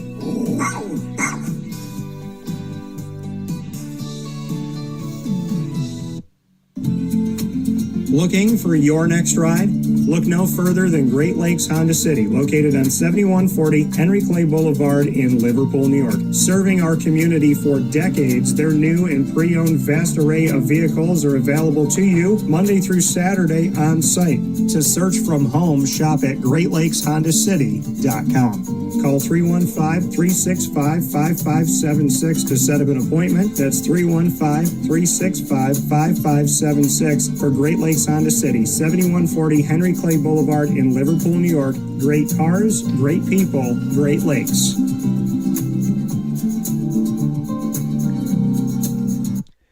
Welcome back here to Wake Up Call with Dan Tortora inside the Great Lakes Honda City studios. You just heard from them. You can go visit Great Lakes Honda City on 7140 Henry Clay Boulevard in Liverpool, New York, Monday through Saturday weekly for sales and service. You can get a sneak peek of all their new and used vehicles on GreatLakesHondaCity.com. That is GreatLakesHondaCity.com. With that being said, Murph and I are here to talk about college football. We'll start it off with the elephant in the room. Your boy put some factual evidence out for people, and they got scared. So I the crazy thing about this, Murph, and I did respond to my message to essentially restate something that I had already stated, since I think people don't like read things. But it's funny how.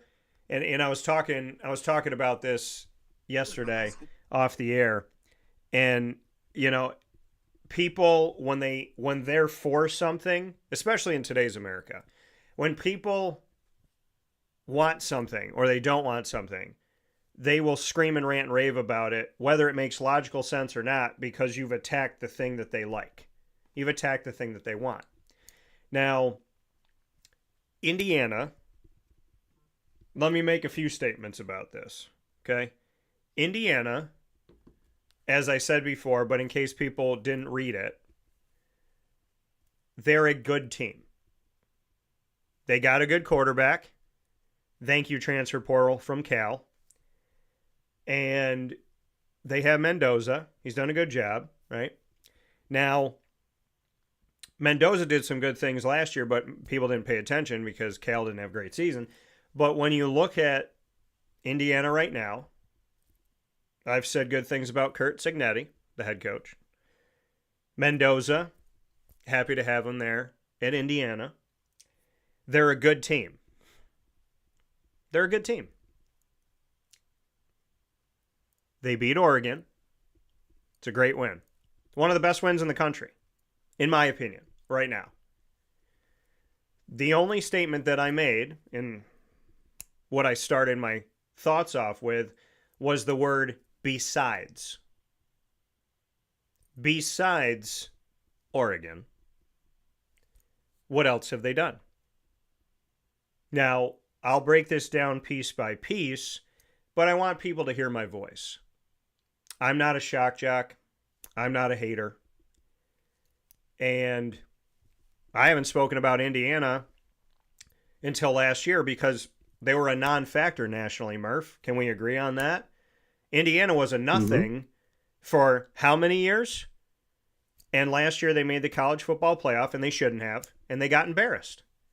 Now this year, they have a win over Oregon, which I think is great.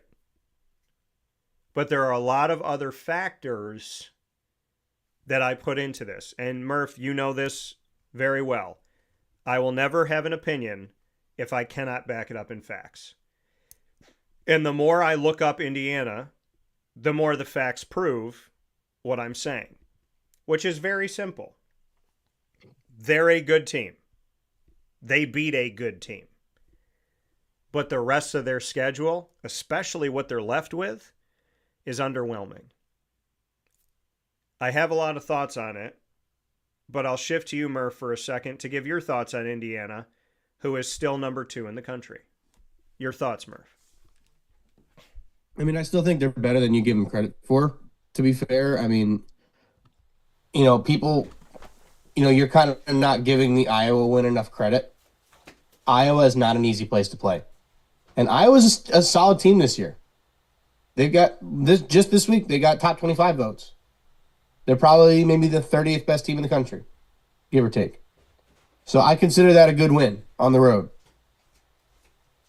They win that game after beating the brakes off Illinois. We can both agree Illinois had no business being in the top 10. No. Bottom line is they were a top 10 team. They beat a top 10 team by 53 points. You can't discredit that one.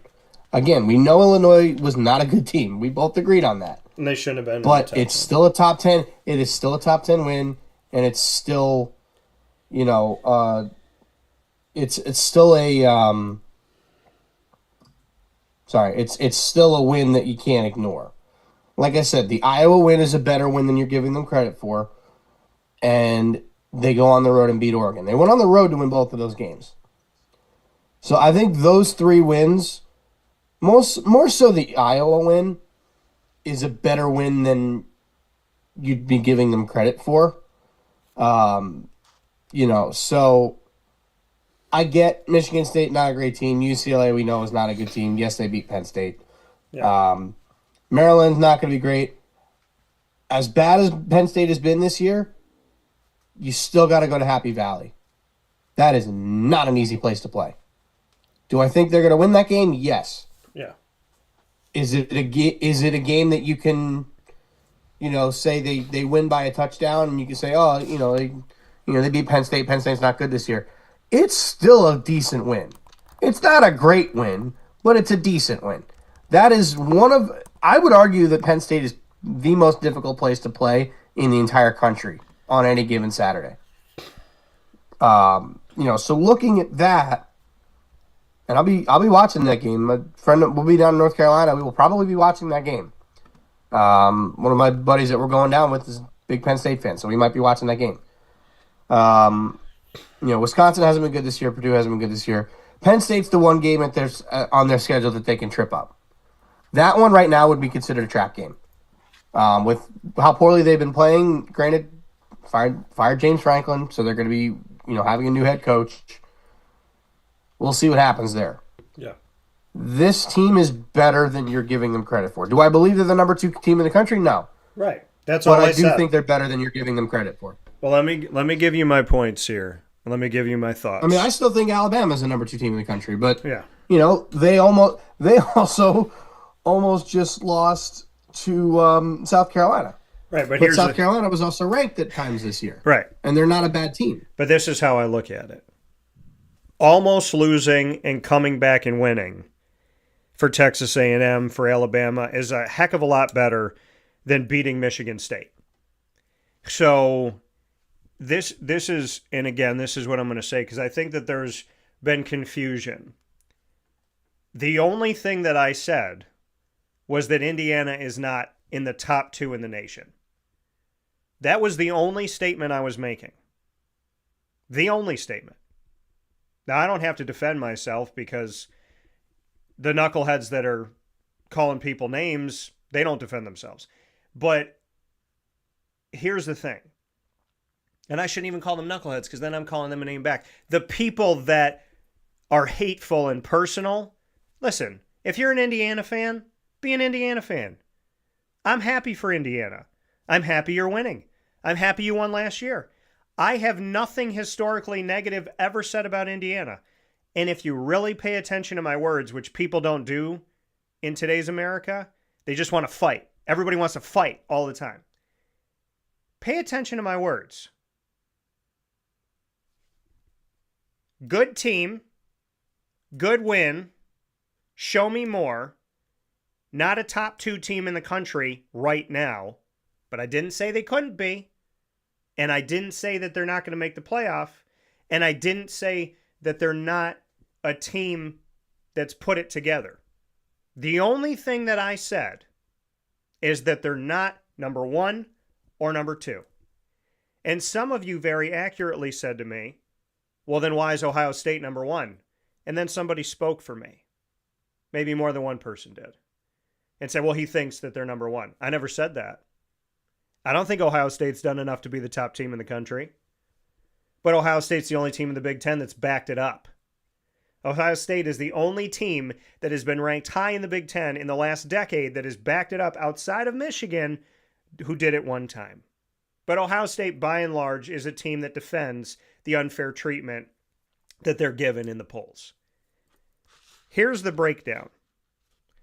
And this is at the time of our conversation. Because I do my research. I don't just scream and write on typewriters. Indiana is 8-0.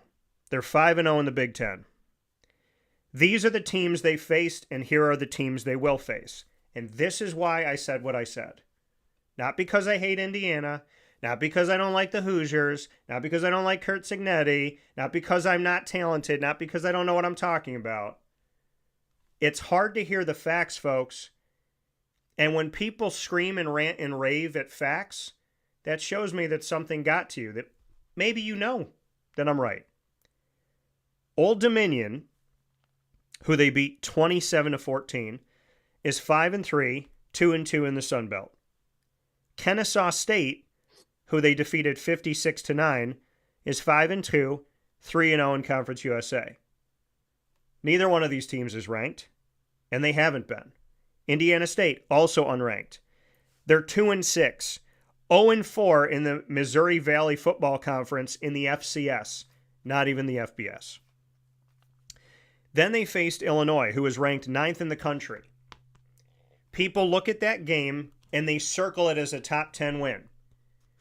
Do you circle Florida State as a top 10 win? No. Were they in the top 10? Yeah. But if somebody beat Florida State this season, people will argue with you that that's not a top 10 team. That team was ranked too high. They didn't deserve it, and the win cost less. I say the same thing about Illinois. And I think that Indiana fans would say Florida State's bad this year. Well, then say the same thing about Illinois. Illinois was ranked 9th in the country, beating 3 unranked teams. They had no business being in the top 20, let alone in the top 10. Being ranked 9th in the country was this happens every year in the rankings. They rank a Big Ten team high so that when another Big Ten team beats them or loses to them, it looks like it was a good thing when it was actually a bad thing. Illinois lost 63-10. I would ask any fan of any team anywhere in this world to do their research and find me how many top 10 teams have lost by 50 or more points ever. Find me a top 10 team that loses by 30, 40, or 50. You will find that Illinois is I'd love to know if there's actually another team that's done that. Exactly. Because I doubt it. Because this is one of the deeper conversations that people do not have, Murph. When they say this, they go, you can't discredit the fact that Illinois was a top 10 team. They were 9th in the country, so they don't have one win against the top 10. They have 2 because they have Oregon and Illinois. Sometimes teams are ranked high because of preferential treatment, because of who they know, and because of ballooned hype. The win over Illinois, that's smoke and mirrors. That is a smoke and mirrors victory. And my argument is show me another top 10 team in history that loses by 50 plus. My argument is show me how many people are considering a win over Florida State to be good this year. A win over Florida to be good this year. A win over LSU to be good this year. How many people are... Hey, you argued that South Florida... I did, but I'm saying... their win over Florida was a good win. I did. So are you taking that back then? No, I'm saying how many people would make that argument. I believe that now, I will tell you this. I believe beating Florida is better than beating Illinois. When I put my hierarchy together, I do believe that. It's close. It's close, but I don't necessarily disagree with you. I do say that it's better. What I'm saying is that when teams go from ranked to unranked, or they fall down the rankings, people discredit those teams. How many people consider Syracuse's win over Clemson to be anything? How many people will argue that a win this season over Clemson was a good win, yet Clemson was in the top 10? So if you, Indiana fan or a fan of anything, think that Clemson is not a quality win, then stop calling Illinois a quality win, because you're seeing rose-colored glasses because you're a fan. And what I've realized with people is when you give factual evidence about a team or a conference, people will come to hate you because you attack their thing. You attack their team. You attack their city. Nobody's attacking you. I'm stating a factual thing. So let's talk about Illinois. They're 5-3. They're not going to the college football playoff. They're 2-3. They're 2-3 in the Big Ten. They don't have a winning record. So stop telling me that this is a number 9 ranked team in the country or that they deserved it when they had it. They got the All right, well, what about Ohio State beating Texas, who was number 1? Now they're number 21. That's the argument, that Ohio State's best win came against a team that was overhyped. But here's the thing. Indiana's best win came against a team that wasn't overhyped. Oregon is a good team. So Ohio State, which is a separate argument. So then should Indiana be ahead of Ohio State then? I think this is the issue. Okay? Because I think Alabama... I think it's a valid question. Maybe not for number 1, but I'm saying in general. Like, should they be ranked higher than Ohio State? I think that there is definitely a place where I would put Indiana above Ohio State. But I don't necessarily believe that I would put Texas A&M or Alabama, especially, below Indiana. If it was me right now this morning, I'm putting Alabama 1. I'm arguing Texas A&M 2 because they've had tougher competition and they're undefeated than Indiana. And then maybe I'm looking at Indiana, and then I'm looking at Ohio State. See, this is the thing. People are freaking out that I don't think Indiana's in the top 2. But Fair enough. Freaking out over me not putting Indiana number 1 or number 2, but I'm willing to put them number 3. Again, listen to the argument before you lose your mind. Because that's why I asked the question, because based on what we were talking about, you could make the argument that Indiana should be ranked ahead of Ohio State. Well, and maybe not at number 1, but Ohio State being number 1, especially after an idle week, is stupid to me too, because they didn't even play. And there was were you gonna move Indiana ahead of them? No, I was gonna move Alabama. No, I move Alabama. So this is how we look. I still think Alabama. I had Alabama lost 1 week. game this season. The first week. They lost to Florida State the first week. I wouldn't have moved them up. I wouldn't have moved them up this week with what they did against South Carolina, but they are very much warranted of being a top 4 team. Right. That is a team I could very well see standing at the mountaintop at the end of the year. So let's continue the conversation. So Illinois, that was smoke and mirrors that they were ranked number 9. And anybody that's arguing with me that Illinois was a good win, I ask you to look at facts. I ask you to tell me why they were number 9 when they beat 3 unranked teams.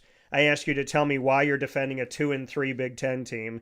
And I'd ask you to tell me what the quality wins Illinois has. And then come back to me with factual evidence, and we can have a conversation. Civilly. But the moment that someone calls me a name, I'm not listening to you. It's not a civil conversation. I'm not going to call you names, and don't ever speak for somebody else. Iowa, on the road. They won by 5, 20-15. Iowa is 6-2. Their offensive coordinator is a good friend of mine, Tim Lester. They're 4-1 in the conference. There's something that you said that I never said when you did your intro here, and this is a point I wanted to make that I was excited to make. I consider the win over Iowa their second best win after their win at Oregon. And the fact that they did both of these on the road, does it constitute being 1 or 2 in the country? No. But I do consider their win over Iowa to be the only other feather in their cap, not Illinois. I don't know what person with a brain would talk to me about Illinois as if that was a good win. But Iowa was a good win. It was on the road. They gutted it out.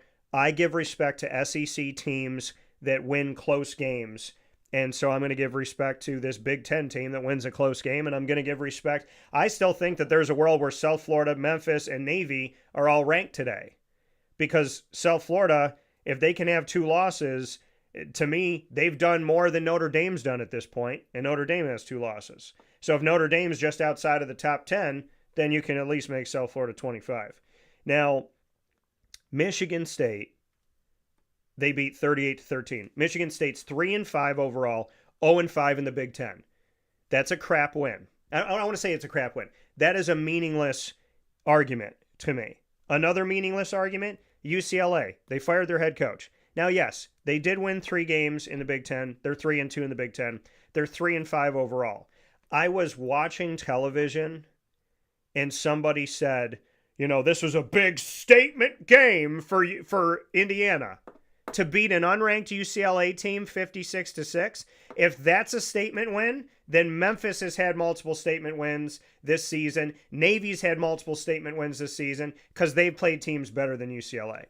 So let's go to Maryland. These are their last 4 games that they will play, Murph. At Maryland, 4-3, 1-3 in the Big Ten. At Penn State, 3-4, 0-4 in the Big Ten. Wisconsin, 2-6, 0-5 in the Big Ten. At Purdue, 2-6, 0-5 in the Big Ten. Their last 4 opponents have a combined record in the Big Ten of 1-17. This is part of my argument. This does not constitute being a top 2 team in the country. Again, what was the entire statement I was making? That they're not a top 2 team. Not that they're not a top 5 team or a top 10 team, but that they're not in the top 2. People lost their hats because I said they're not 1 or 2. That's all I said. I think the main reason they're 1 or 2 is the fact that they're still undefeated. Right. If Alabama was undefeated, they're number 1. But if Georgia was undefeated, they're number 1. Right. If Oregon was undefeated, they're number 1. If Miami was undefeated, they're number 1. So, correct.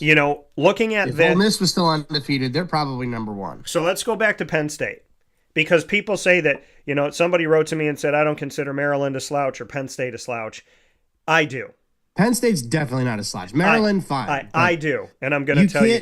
I'm going to tell you why I think Penn State. Go ahead. Penn State, because if you fire your coach in the middle of the season, you're not a good team. The only I didn't say they were. The only feather in the hat of beating Penn State is that they're named Penn State.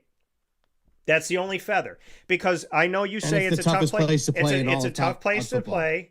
I agree with that. I've been there. It's a tough place to play. I'm not going to say it's the toughest, but it's a tough place to play. I will say that. I'm not going to say it's the toughest because I haven't been to some of the other places I want to go to yet. But here's the thing. So I'm not discrediting it. I'm just saying I don't consider a win over a dead deer in the forest to be a win here. Okay, this to me, let me rephrase. I don't consider this win to hold value. A win over Penn State this year does not hold value. And what is my argument? Because Clemson is better than this crap record, and people don't consider beating Clemson to be good. Florida State, you beat Florida State, they don't consider that to be good. Penn State this year, losing record overall, 0 wins in the Big Ten. They lost to an unranked UCLA who was winless at the time. They lost to an unranked Northwestern team. They fired their head coach, and their starting quarterback is out for the season. God bless him, and may Drew Aller be okay. So, no, I do not consider this to be a good win. I don't care if it's at Penn State. I don't care if it's on the moon. I don't consider this to be a good win because it's a bad team that fired their coach. Any team that fires their coach in the middle of the season has admitted to you that they're one of the worst teams in the country because they won't even wait until the end of the season to let their coach go. So admitting that you're a bad team, having a losing overall record, having a winless record in your conference, not having your quarterback, a win over Penn State, and yes, the fans that flipped out yesterday, they'll say, see, Dan, see? And I'll say, who has Penn State beaten in their conference? See, Dan, see nothing. Okay? Again, this year. Not history, not pageantry, this year. Not, I wear the logo and it's one of the highest selling ones in the country. This year. Okay? Because if we're going about history, Syracuse is one of the best teams in the world. If we're talking about history. But we're not talking about history. We're talking about right now. And right now, Penn State is one of the worst teams in the Big Ten. They don't have a single win in their conference. The only reason why they're not at the bottom... I'm glad you changed what you were about to say. Thank you for changing what you were about to say. Yeah, well, because I can't... Because I know exactly what you were about to say. Because I can't say that. But because you know it's not true. Right. But what I can say is the only reason why the Big Ten is not 18 of 18 is thanks to Wisconsin and Purdue. But there is a world where Penn State ends the season in the bottom 5, bottom 2, bottom of the bottom 3 of the entire Big Ten. So no, Indiana fans, I don't consider beating Penn State to be of merit this year. This year. Okay, well, what if they lose to Penn State? If they lose to Penn State, then they need to drop their butts out of the top 15 because that's a horrible team to lose to this year. Now, Wisconsin, by the way, if Indiana loses any one of these 4 games, they best be 17th in the nation. So Maryland, again.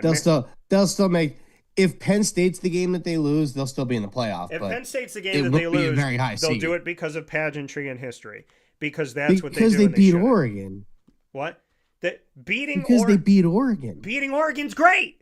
Last year, I get it. Like they didn't beat anybody. Like right. I understand where you were coming from last year. Right. But this year, even if their one loss is Penn State, and we both know Penn State's not a good team this year. They're in the bottom of the Big Ten. They're probably in the bottom half of teams in the country at the moment. But it's still Penn State. It doesn't matter though. That's a historical argument. That's not a this year argument. Or not Texas A&M. Like Florida still beat Texas. That's one of their 2 losses. So are we saying that that's a really bad loss that, you couldn't put Texas anywhere near the playoff if they win a few games? Probably not. No, but we're talking about two different things. Florida's a better team than Penn State. Right. But we're talking about two different necessarily. Things. We're talking about Florida beating Texas and Indiana beating Penn State. Indiana's undefeated. No. I'm talking about Penn State beating Indiana. Oh, if Penn State that is Indiana's own. I'm talking about where has Indiana's Texas fallen? only loss is to Penn State. Texas fell out of the top 15. Well, they have a second loss. And that's what Indiana should fall out too. Indiana, Texas, because that win over Illinois, Illinois is such a fake top 10 win. It is, and they've done it in the Big Ten before. Well, then who beat Florida State when they were in the top 10? You have to look at those teams. Who was in the top? Who did they lose to when they were in the top 10? I don't remember. Florida State. Was it Texas? Was it Texas A&M? Who did Florida State lose Did Georgia to? Tech beat them when they were in the top 10? No. No.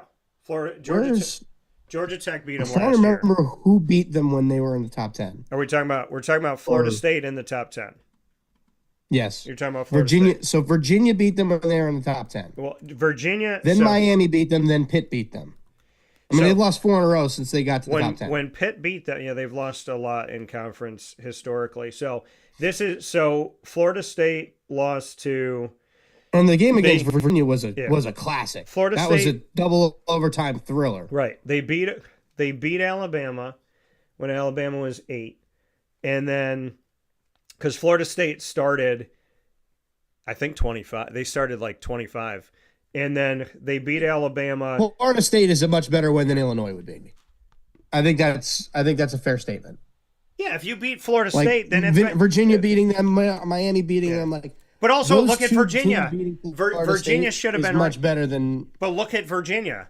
Look at what Virginia's done since then. I mean, look at this is how I argue it. Okay, this is how I'll argue. 15 now. This is how I'll argue the point. Indiana, when they were in the top 20, beat Illinois, who was 9. Where's Illinois now? Okay, Florida State 32. Okay, Virginia beat Florida State. Where's Virginia now? 15. So Virginia was an unranked team. Illinois was a ranked team. And you're telling me that Virginia can't beat Illinois right now? So, how many teams are we going to argue can beat Illinois besides Purdue, Wisconsin, and Maryland? The only reason, though, why you can call it a top 10 win is because they were ranked in the top 10 at the time. You can't discredit Virginia for beating a Florida State team that's now lost 4 in a row and is not ranked. But anymore. I'm talking about what the committee did win. But that doesn't. They still did beat a top 10 team. But this is where you have to go deeper into the argument. You got to go deeper into it. You have to go. No top 10 teams are created equal. But you have to some look. Some top 10 teams will stink and fall out. It happens. Last year with Florida State. I'm part of the college football playoff committee, my job is not to talk about the teams that people thought were top 10. My job is to look at the teams that were or were not, but where are they now? Okay? If Alabama, now let's use Alabama as an example. Okay? I'm going to use Alabama as an example for this because this is an argument that I really feel like it's a beautiful argument, but people have to pull back the layers instead of just looking at it and going, it's a top 10 win, it's a top 10 win, it's a top 10 win. Florida State's not a top 10 team. Clemson's not a top 10 team. Illinois is not a top 10 team. If I'm on the committee and I'm trying to figure out my at-large bids, your win over Clemson doesn't hold weight to me like a win over Texas. Let's say Texas doesn't make it. But a win over Texas to me means more than a win over Clemson because Texas has still done some good things, whereas Clemson has not. So let me just go to the initial thing of this because I get what you're saying and I prepared myself for this because I know that this is a conversation that goes beyond the surface. And I'm not saying you, Murph, but a lot of people in conversations live on the surface. They just stick with, well, at the time, where in actuality, like Syracuse, when Syracuse is ranked in the top 25 in basketball, and then they end up being an 18 and 14 team or 18 and 13 team, people are not saying, they don't, okay, think about it like this. If Syracuse is ranked 15th in the country at the beginning of the season, let's say they consider them a quad 2 win. Or a quad 1. Let's call them a quad 1 win. So if you beat Syracuse at the beginning of the season, they're ranked 15th, it's a quad 1 win. Syracuse is 18 and 13. The last 5 teams that beat them to end the regular season, it's considered a quad 3 win. So now when you look at the NCAA tournament, beating Syracuse is not a quad 1 win anymore, it's a quad 3 win. And when you beat them back in the beginning and they go and assess it at the end, Syracuse is a quad 3. They're not a quad 1 because at the time. They don't look at it and go, well, you beat Syracuse in the first month, so that's a quad 1, but anybody that beat them in the second month is a quad 3. They're considered a quad 3 on everybody's board, from what I understand, even if you beat them when they were a quad 1. Because you are at... I don't disagree with you. You're a victim of where they ended up. Now, that's got a giant... Yeah. That's got a larger scale because there's 31 regular season games as opposed to 12 when we talk about football. But let's talk about where Alabama was. Alabama started the season at 8. Alabama lost to Florida State, and they went from 8 to 21. 8 to 21. To 21. Okay? So they fell 13 spots. Now, what did they do? Now, after they did that, they win, and they go to 19. I'm looking at the AP. So for those of you that are like, no, that's not right, Dan, because of the coaches poll, I'm looking at the AP, okay? This is what I'm going by. Coaches poll means nothing. So they go from 19, they win again, they go to 14, right, in week 4. 17. No, they went. I'm looking at it right now. They went 19, then they went to 17 and beat Georgia. After they beat Georgia, they went to 10. They beat Vanderbilt, then they go to 8. The preseason. Then they beat Missouri, they go to 6. The preseason had them at 8. Then they went to 21 in week 2. Yes. Right. Then they beat the brakes off UL Monroe. They move up to 19. Then 21 they went. They beat Wisconsin. They move up to 17. So they beat Georgia. They move up to 10. So I'm looking at the AP right now. They went from 8 to 21. Week 3 they went 19. Week 4 in the AP that I just clicked on here. Week 4 sent them from 19 to 14. It says they went up 5 spots at 2-1. What? That's what it says for the 2025 season. When they were 2-1, they went up 5 spots from 19 then what to 14. Rankings was? I'm looking at their schedule on ESPN, and it's because ESPN might take the highest ranking. It's so stupid. ESPN might take the highest ranking that they are. So let me see what their coaches poll ranking was that week. So in week 5, they fell down to 17. Okay, even though now they were idle that week. So week 5 they dropped when they were idle. Look at that, Ohio State. Somebody dropped when they were idle. And then after they were idle and they went 3-1, they went up 7 spots to 10. So they made the top 10 in week 5, or pardon me, week 6. They made the top 10 in week 6, speaking of Alabama. Then Alabama went back to 8, where they started the season, with a record of 4-1. they made it back to 8. Then in week 8, they went up 2 spots to 6. In week 9, they went up 2 spots to 4. And in week 10, which just came out yesterday, they stayed at 4 at 7-1. So we talk about where have they gone and what have they done. And the whole argument of this is Alabama was punished for losing. They were highly punished for losing. They dropped 13 spots. They went from the top 10 to outside of the top 20. Yeah. Well, that's the game. That's the type of game too, where you had a Florida State team that won 1 game last year. Right. Well, like look at this. You shouldn't lose that game theoretically. Right. But they won. Right? And rightfully so, they got punished for it. Right. And they won their way back. They won their way back to where they are.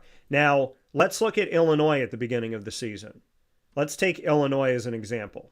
Now, Illinois was preseason 12. Why? I don't know. So they're because they're in the Big Ten. So they're preseason 12. Then Illinois goes up 1 spot to 11 in week 1 after beating an unranked team. They went up a spot for beating an unranked team. Then they went up 2 spots for beating their second unranked team, and they were 2-0. Then in week 4, Illinois, let's see Illinois here. In week 4, they stayed the same. When they beat another unranked team, they kept them at 9, setting up this game against Indiana. They lose to Indiana. They go from 9 to 23. They fall 14 spots. And I say, okay, all right. Now, if Clemson, remember something here, though. Remember when I talk about the Big Ten having an advantage over other conferences.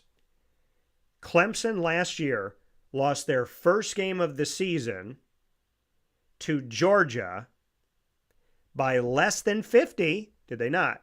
And they took Clemson from the top 10, and they tried to send Clemson, or maybe they were 14, they tried to take Clemson out of the poll. Yeah, I think they were somewhere in the teens. So they were 14, like and they brought 13, them to 24, 12, I think. like that. They tried to drop Something Clemson like out of the top 25, losing to the number 1 team in the country.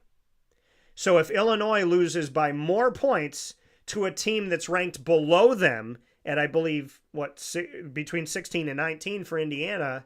19. If Clemson falls from where they were to almost out of the polls to losing to the number 1 team in the country, how does Illinois stay in the polls losing to a team that's more than I don't. You don't know. You don't know. This was over a month ago, and I still don't get it. Right, because they're in the Big Ten. They shouldn't have even gotten top 25 votes. But again, Murph, literally, because they're in the Big Ten. That is what I'm saying. So then they win a game, and they're 4-1, and they go up 1 spot to decent 20. win. Like, USC's no slouch. It's a decent win. They go to 22. Then they go from 22 to 17. Speaking of Illinois, they go to 17. Then in week 8, Illinois falls out of the polls.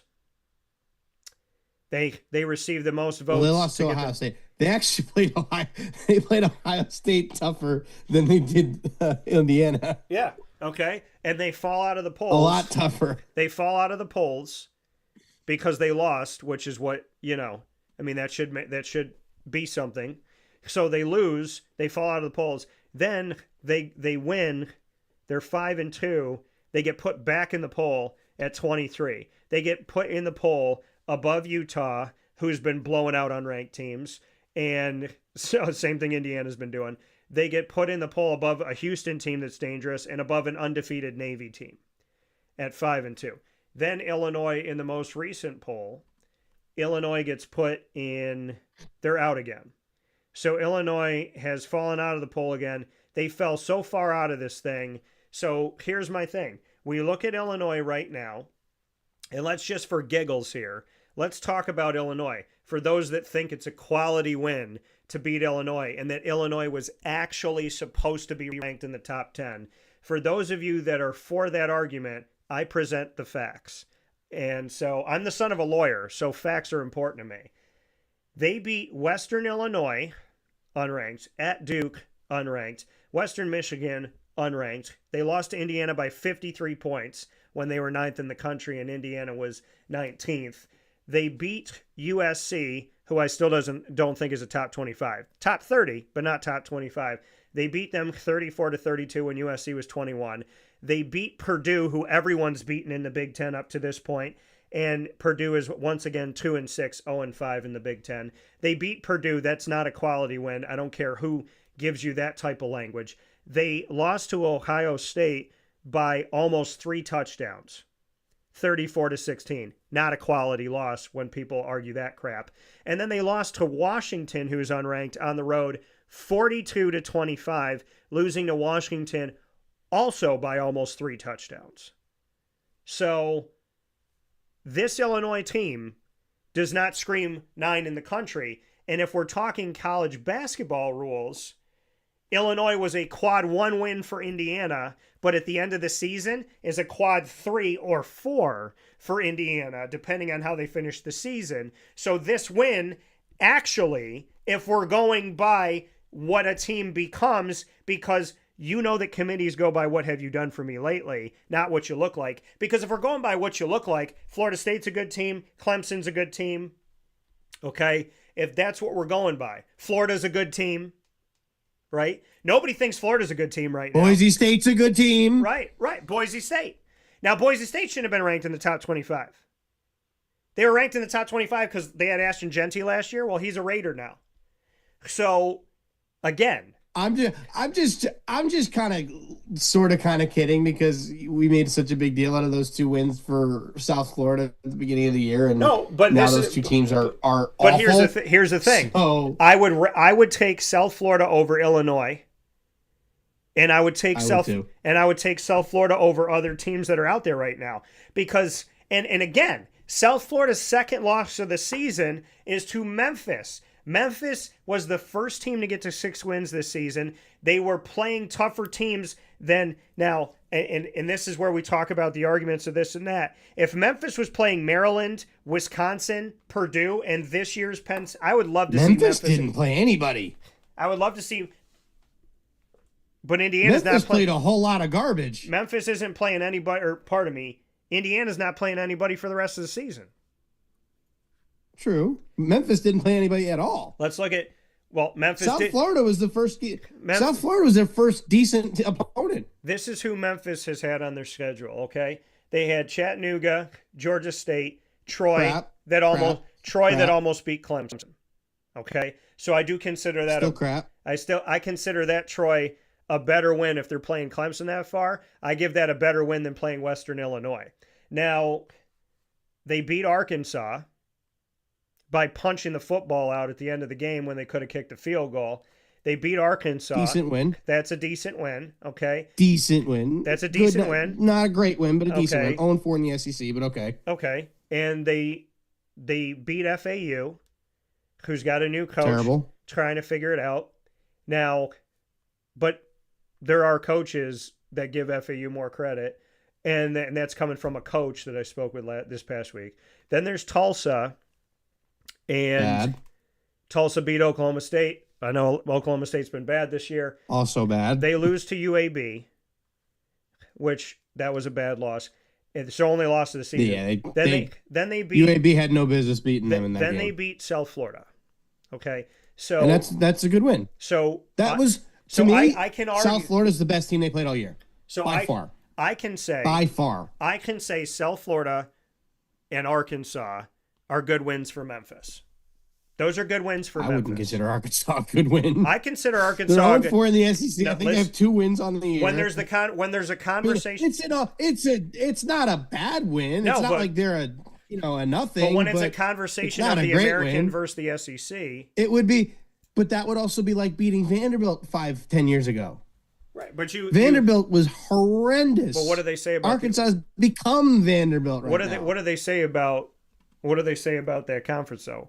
They say I'm not saying it's nothing. They say the American shouldn't I'm not beat saying anybody. It's nothing. So I wouldn't call it a good win, but I'm not saying it's nothing. But I look at Memphis, and I look at South Florida, and I say to myself, I would put South Florida and Memphis.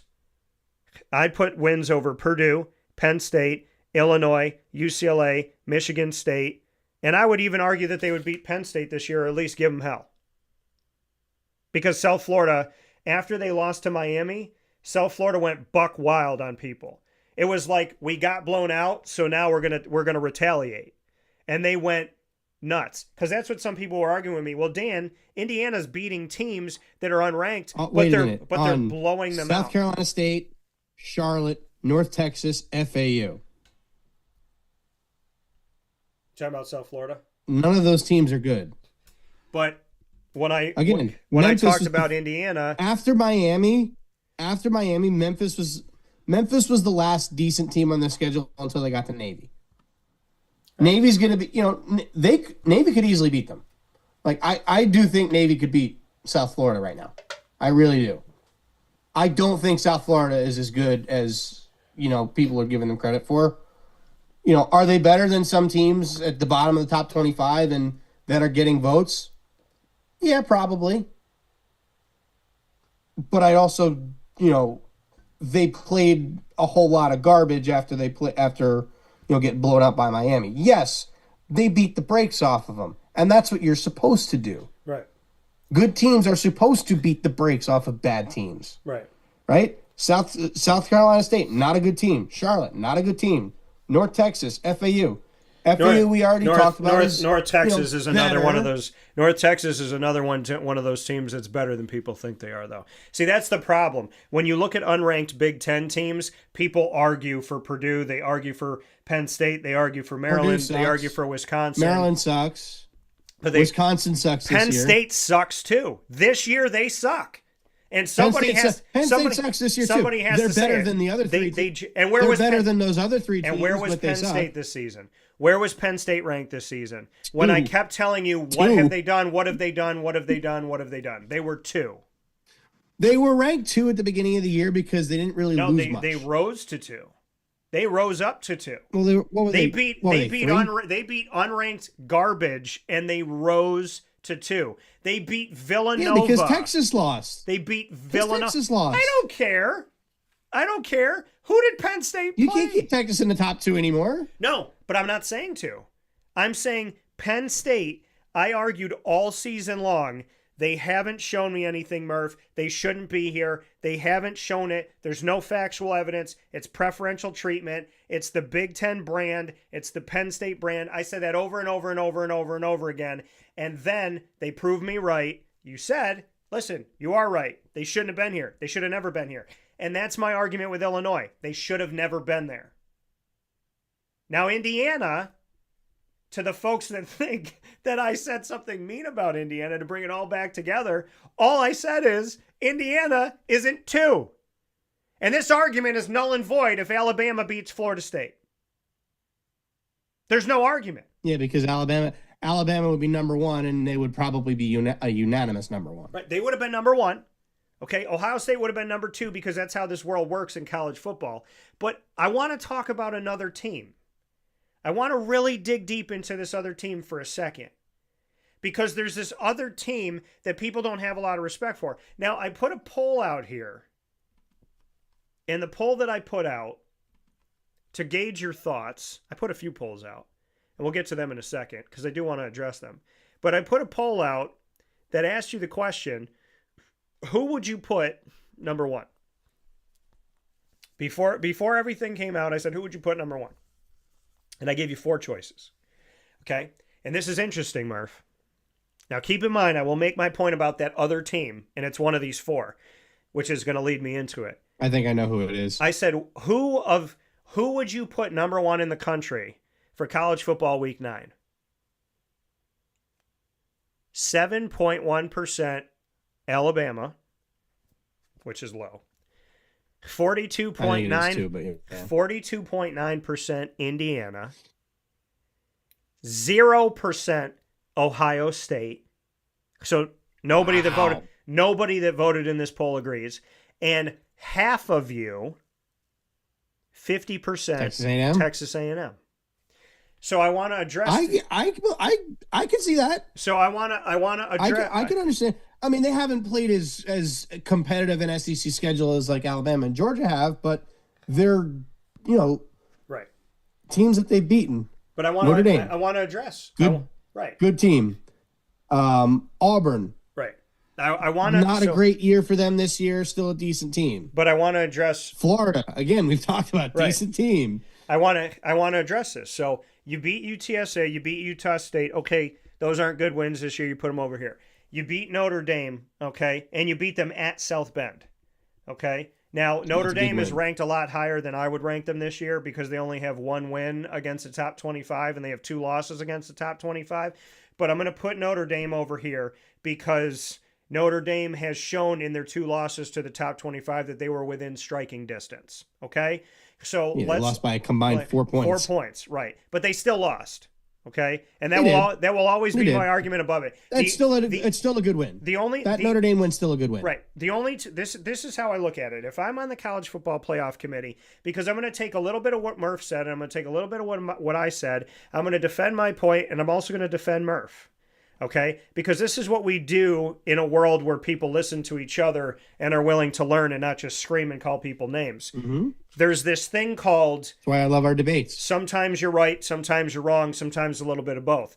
So if I'm on the committee and I'm figuring out my 12, and I'm not trying to interrupt you, Murph, I got passionate for a minute. No, you're fine.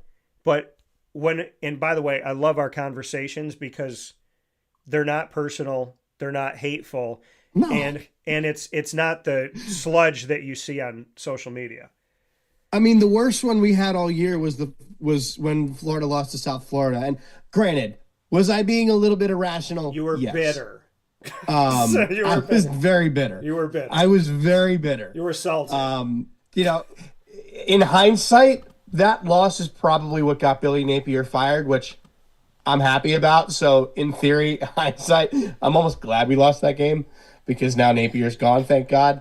But even that one, we were very much in disagreement. That one was hot. Yeah. But we talked on the phone later that day or the next day, and it was like nothing ever happened. Right. But that's why our debates are so good, because we might completely disagree with each other and get heated in the debate and the argument. But that's just what it is. It's a debate.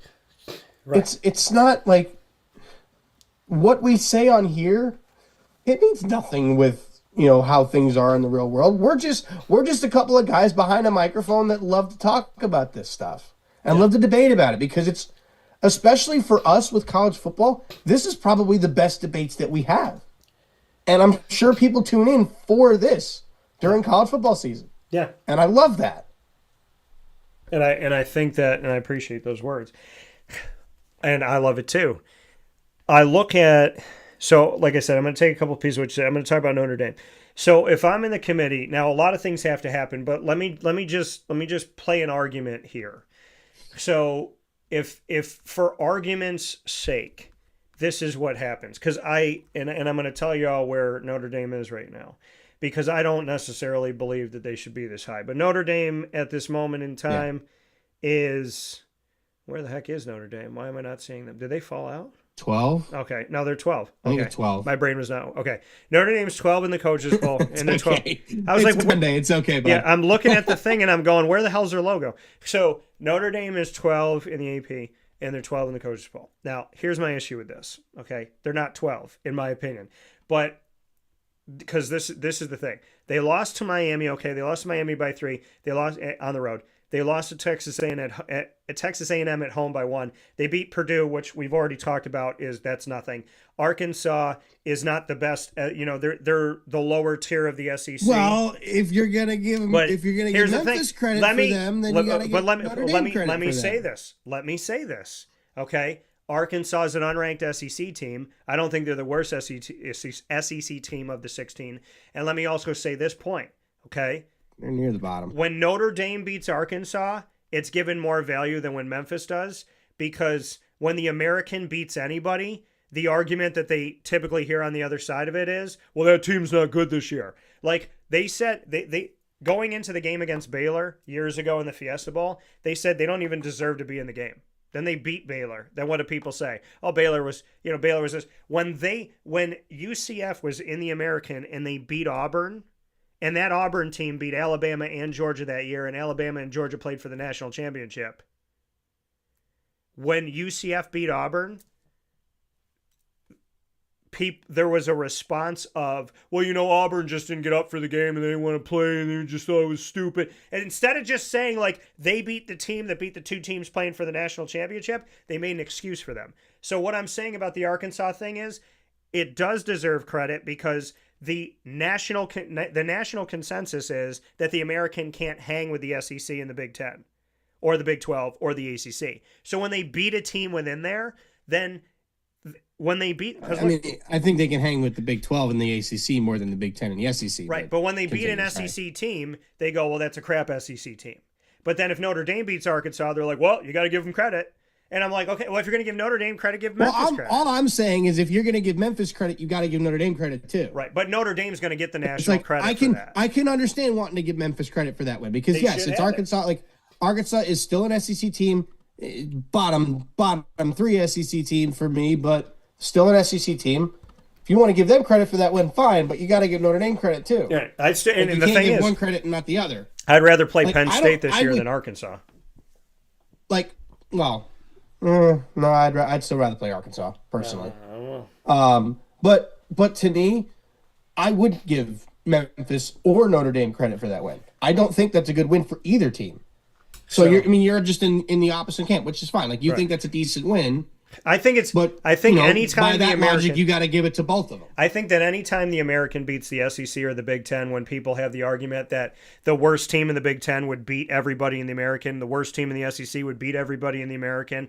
If that's the case, if Purdue would beat everybody in the American, then yes, a win over in Arkansas does matter. Well, if you took bottom half versus bottom half, yeah, the Big Ten's probably going to win 90% of those games. I don't. But top versus top, it's still probably going to be the Big Ten. But if you took a top of the American versus a bottom of the Big Ten or the SEC, they could beat those teams. There's certain teams, maybe not every time, but there's certain teams that could beat those teams. There's certain teams. We saw Memphis, we saw USF, Memphis. We've seen Cincinnati in the past. We've seen UCF in the past. Memphis, South Florida, typically a UTSA team. They would add value more than some of the other teams are adding value to the Big Ten and the SEC.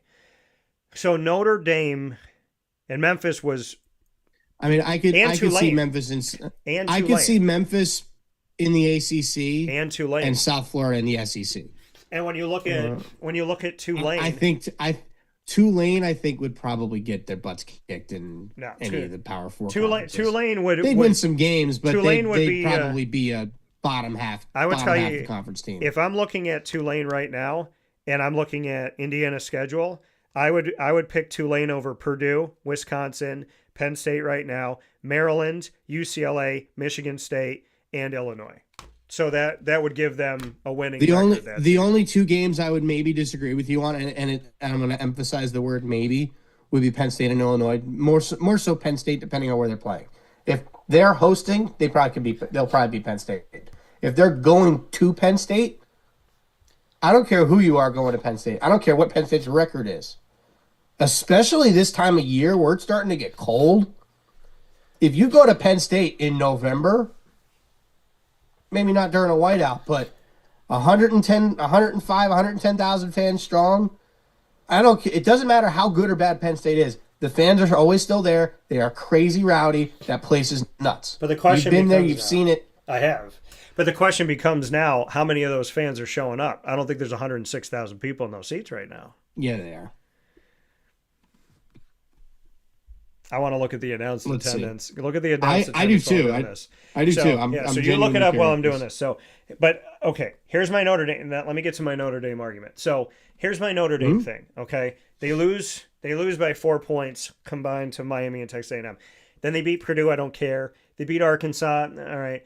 They beat Boise State. I don't care. They beat NC State. I don't care. They beat USC. I don't think they're a top 25 team. They were 20 at the time, but that's their own. Remember our double standard. Remember our double standard argument. That's their only. You gave South Florida credit for beating Boise State. You got to give Notre Dame credit too. You can't give one credit but not the other. Here's the argument, though. My credit to South Florida for beating Boise State is they should be in the top 25. I don't think Notre Dame should be 12. I don't think South Florida should be 12. There's a big difference between me saying Notre Dame. Definitely not. Right. There's a big difference in me saying that South Florida has 2 losses and Notre Dame has 2 losses, and I'd put them both in the top 25 because I'd put them between 21 and 25. I'm not arguing South Florida's top 10, and I'm not arguing. Where did you put them last week? 23 or 21? I put South Florida a lot higher because No, I Notre Dame. I mean, Notre Dame. I put them 21 because that's where they should be. I think what did I put them? That's where they should 17 be. Or something like that. They should absolutely be there. 12 is ridiculous, but let me again. They got that because of their name. So some people have preferential treatment. That's just reality, and facts state that. I said to my dad, I go, Dad, do you know that before COVID, or let me go a couple years before. So pre-2018, I didn't say anything about the Big Ten. I literally was looking at rankings and I was talking about football every week, and I was going, oh, okay. And then the next year, okay. And then in 2020, it was egregious that teams were 0-0 moving up the rankings, that Ohio State came in the middle of the season ranked in the top 10. And I was like, well, this is ridiculous. So if people didn't think there was preferential treatment, 2020 gave it away. And then I kept tracking it. The only reason why I've ever made any comments about the Big Ten is because I tracked something that I didn't even mean to track in the beginning, and it was factual, and the facts presented themselves, and the facts have proven me right this year with Penn State and with Illinois. Like, I can't help the fact that I caught, it's kind of like I was a detective and I was on the scene looking for something and I caught something else and I followed the trail, and then I found a bunch of murderers, and then people are like, well, they should get off, Dan, because you just hated them and you were just tracking them. No, I'm putting them in jail because they murdered people. Like, that's what I'm looking at with this. I literally found information on the Big Ten by accident, and then I tracked it. And the facts prove me right, so I've kept my opinion. Now, the SEC backs up their preferential treatment, which I've never said they don't get. Notre Dame, the SEC, and the Big Ten have preferential treatment. Why would they do that, Murph? Because the SEC and the Big Ten own college football, and Notre Dame does too. Always have. Okay, but that's why. I went into a whole reason why their business model has taken most of the country, why they took West Coast teams to the Big Ten, how many teams they have, how they're close to having 50 teams. If they're close to getting to the 50, then they can go off by themselves. They can arguably go off by themselves if they just get 4 more teams. I've already stated all this stuff. And it's things that I've talked about. See, here's the thing. And it would be very competitive. Right. And here's the thing. That's why when people scream at you on social media, you don't read it. You just go, yeah, okay. I haven't read like the last 20 of whatever comments. I don't even know what the hell they said because I stopped reading them when they were calling me names. So I talk to commissioners, athletic directors, people that run bowl games within the college football playoff and outside of it, and coaches. You literally did this morning. I literally talk to the players in the game. And when I present to them what I track, they go, yeah, makes sense. Yeah, we just talked about that. Yeah, sitting in that room. Yeah, Dan, this happened. I had a commissioner of a conference tell me that it's written into the college football playoff, like bylaws, that if Notre Dame gets to a certain point, they're secured. Who the hell knew that? Nobody knew that. We thought every year no. I still kind of think that's a little overblown, but I mean, there was no reason. We're never going to see the conference. There was no reason. I have no reason for him. You know, I believe there's no reason for him to lie. They told me, but at the same time, like it's hard to believe that they would actually write that in there. You have a protective element. Notre Dame is a very powerful thing. If they go 11-1 or 12-0, it sounds like it's got to be an unwritten rule. Well, and that's doesn't sound, and we agree. It doesn't sound like an unwritten rule. But here's my thing with Notre Dame. I just couldn't fathom them actually writing that in the bylaws. And this would be my response. If they did, that's just crazy. Right. But here's my response to you. If you can't believe that that's been written into some type of bylaw of the college football playoff, Well, I would challenge you to look at a bunch of laws that were written into the national government and tell me if you can look at the verbiage in there and make sense of the things that are written in there. Yeah. So let's take a look at Notre Dame. They always put some weird stuff in laws, which is man. why they don't pass things. Why do you think the government's still shut down? Because they put because they want some weird things written into the budget. Because this is what they'll tell people. The laws. They'll tell people this is a water bill. We're trying to pass a water bill. And the other party won't pass it because they don't want you to have water. What they're not telling you is they put something in there about gender and like health insurance that has nothing to do with it. But on page 47 of the water bill, they have something totally different that if you sign it, it enacts something else. And we study that in school. That they put stuff in the bill. The bill is not a pay. People think that there's a bill. We're supposed to study it in school. But this is the thing. I don't know that they do anymore. I don't know they do anymore. But the thing about a bill is you have people think that a bill is one page and it says if this happens, then this happens and that happens. No, it's like 211 pages. It's like 50. Yeah. And inside of the 211 pages, there's 57 pages about nothing to do with the bill. But if you sign it, got to do with randomness. Happens? Right. So understand that. Let's go to the Notre Dame argument, okay? You and I are on the college football playoff committee. Let's say, for argument's sake, Notre Dame wins at Boston College. I don't care. They beat Navy, okay? Navy's undefeated, so I'm going to go, okay, I'm going to give a little credence to that because Navy's undefeated more than halfway through the season. I just want to know how they beat Navy. If they blow Navy out, then okay. Well, when Indiana got blown out by Ohio State, they got promoted for it. So let's say that Notre Dame beats Navy. Okay, let's say Notre Dame beats Pitt, and Pitt's got some good wins this year, and Pitt's not a bad team. And then they beat Syracuse, which is a nothing win, and they beat Stanford, which is a nothing win. Syracuse is by the way, if Indiana fans, if you're watching and listening, Syracuse is my hometown, and I know if anybody beats Syracuse this year, it doesn't mean anything. So that's called me being impartial broadcaster. So maybe you should be impartial with your comments and stop looking at it like he attacked my team and look at the facts. I'm not attacking Indiana. I would have made the same argument about Florida, Syracuse, Penn State, Memphis, Tulane, Oklahoma. It doesn't matter. Oklahoma wasn't a good team last year. So wins over Oklahoma last year don't hold the weight over wins over Oklahoma this year. That's just reality. Same thing with Penn State. You beat Penn State last year, it means something. You beat Penn State this year, it doesn't mean a whole lot of anything. So, if Notre Dame wins out, I look at Navy and Pitt as the only games that I can go, okay, I'm going to give you a little bit of credit, okay? But it's not a lot. So, Notre Dame ends the season 10-2. In order for me to put Notre Dame in the college football playoff with their schedule this year as an at-large team, because the best that they can ever be is 5, right? Because they don't have a conference championship. So, well, not anymore because they got rid of that rule. Thank God. Well, because Boise State should not have been 4 last year.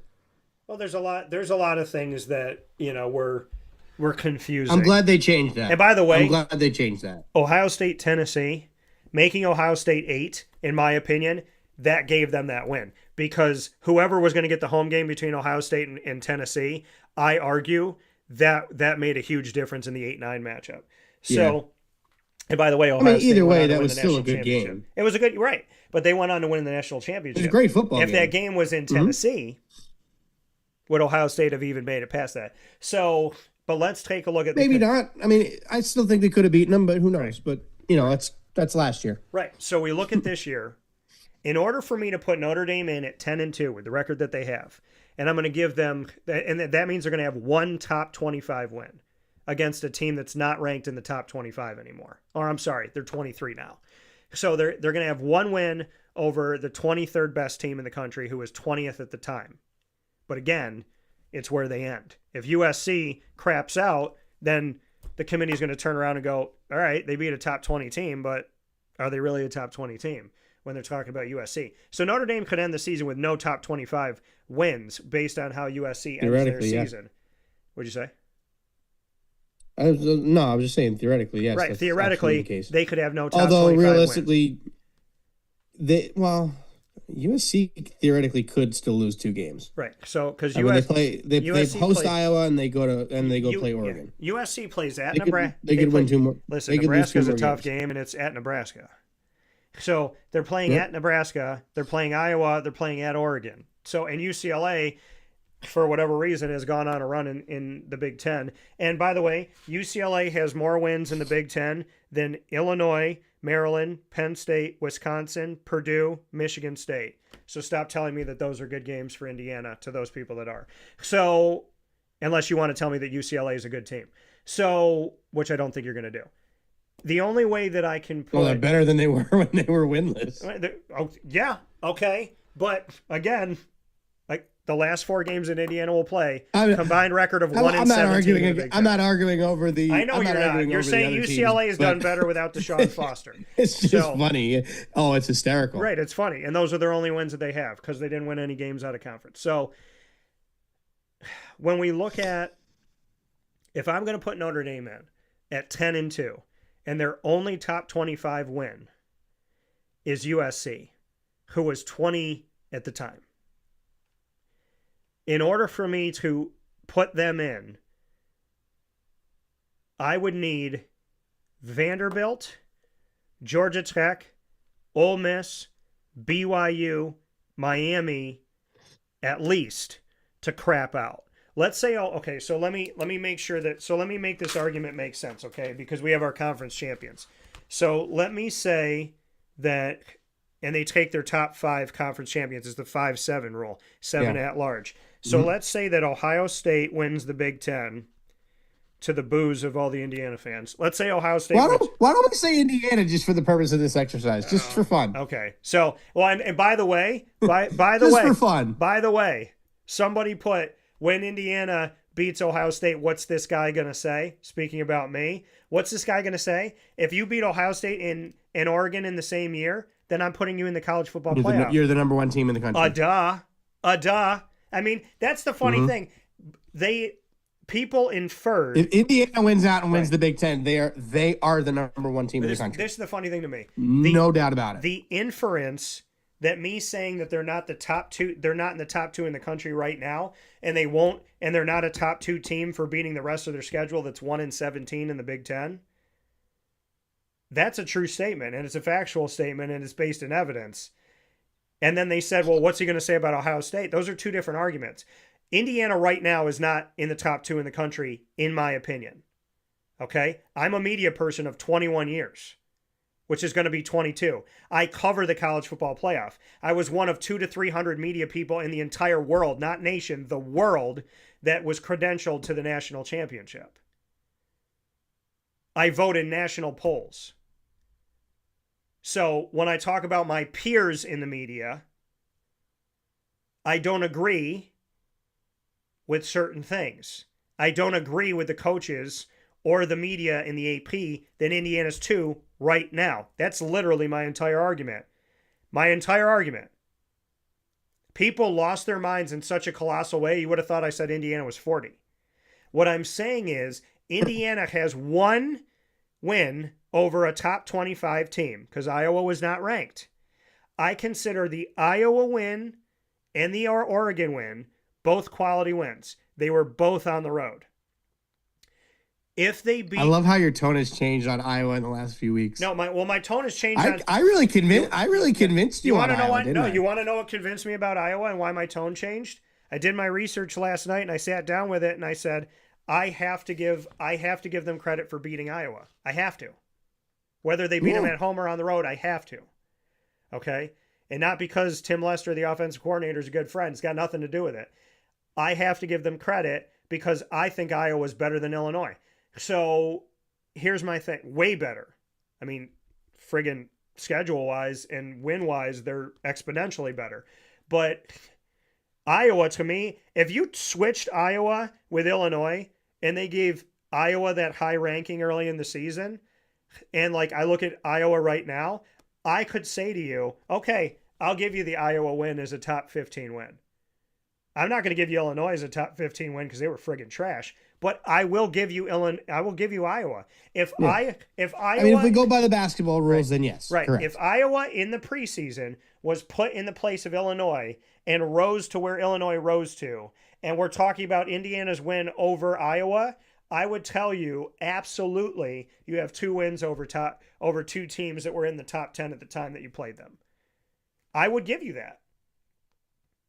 but I'm not going to give you that for Illinois because Illinois should have been 40. So let's say, for argument's sake, Indiana wins the Big Ten, because I'm making my Notre Dame argument. Indiana wins the Big Ten. Yeah. Okay. Let's say Georgia Tech wins the ACC, because I feel like it, and they're also undefeated. Let's say that BYU wins the Big 12. By the way, huge. All right, so hang on a second. Are we finding the way for Notre Dame to get in your opinion, my or argument, a way to keep them out? I'm finding a way to take your argument of losing by 4 to the 2 teams they lost to.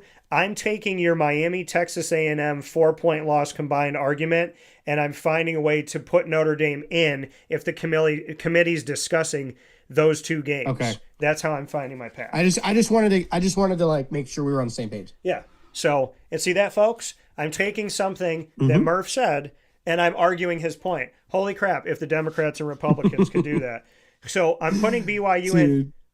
By the way, I am such a fan right now. In the comfort of my own home, I am riding such a high that BYU is killing it right now. Because I am not a fan of the Big 12 this season is a relative non-factor to me. Except I think the Big 12 stinks this year. I'm going to tell you what I like about the Big 12 right now. Houston, waking up. Cincinnati, BYU. I don't think Texas Tech's that good. They dropped out of the top 10, and they should. But no. I'm a big fan right now of BYU, Cincinnati, and Houston that's trying to get themselves into this thing. So let's say that BYU wins the Big 12, and then let's say Alabama wins the SEC. I think that's fair. I mean, Alabama for the purposes of what we're doing to get Notre Dame in, I think it would make sense if we had Texas A&M win, but I don't think it really matters. I think both of them would be in regardless. Right. But I'm also creating that world where Texas A&M has a loss. So let's say that Indiana, okay. Georgia Tech, BYU, Alabama, and then I'm going to say Navy wins the American. Okay. Okay, so Navy's our 5th. So Navy's the 5th. Okay. Now, based on what I'm looking at right now, I'm going to say my at-large, which I have 7, I'm going to put Georgia, Oregon. So I'm going to say Oregon loses to I can't. Okay. So I'm going to say Ohio State loses to Indiana in the Big Ten Championship. So I have Ohio State as a runner-up. I'm going to have Texas A&M as a runner-up. So let me take Georgia out of my argument for a second. I'm going to have in the American... Do your runner-ups first? I'm going to do my runner-ups first. I'm going to have Memphis as my runner-up in the American. I'm going to have, in the Big 12, I'm going to have Cincinnati as my runner-up in the Big 12. And I'm going to have Miami as my runner-up in the ACC. Well, technically, Virginia is on track to go to the That's true. ACC championship over Miami. So, I mean, if everything stays the same and they both went out, technically Virginia would be your runner-up. Yeah, so let's... I was looking at that the other day. No, it is, because honestly, what is it? Virginia, it was going into this week, it was Virginia, Duke, SMU, and Georgia Tech were all up there, and Miami and Louisville were on the outside. So let's put Virginia. Okay. So I got Virginia as my runner-up. Let's say Virginia doesn't lose another game. So Virginia's 10-2. Let's say Cincinnati is 10-2. 10-2. Let's say Memphis is they're going to be 9-3. Actually, no. That can't work. What? Because since he still plays out, since he's still going to play BYU. Okay, so let's say that since he's it might be Houston as your runner up there. Well, let's just say since he's 9. It might just have to be. Right. So let's I want to keep Cincy for a second. So we'll say Cincy's 9-3. Okay. Okay. Memphis. Okay. I'm going to say Memphis is 10-2. I'm going to say Texas A&M is 11-1. Well, I'm going to put them as 12-1. Let's say they win out, so it'll be 12-1. Oh no, yeah, you're right. So they're You're 12-1, and then let's say Ohio State's 12-1. Okay. So the best that Notre Dame can be for me is 10-2. Mm-hmm. Okay. So now Notre Dame's 10-2. So this is who else I'm So working. of those runner-ups, Yeah.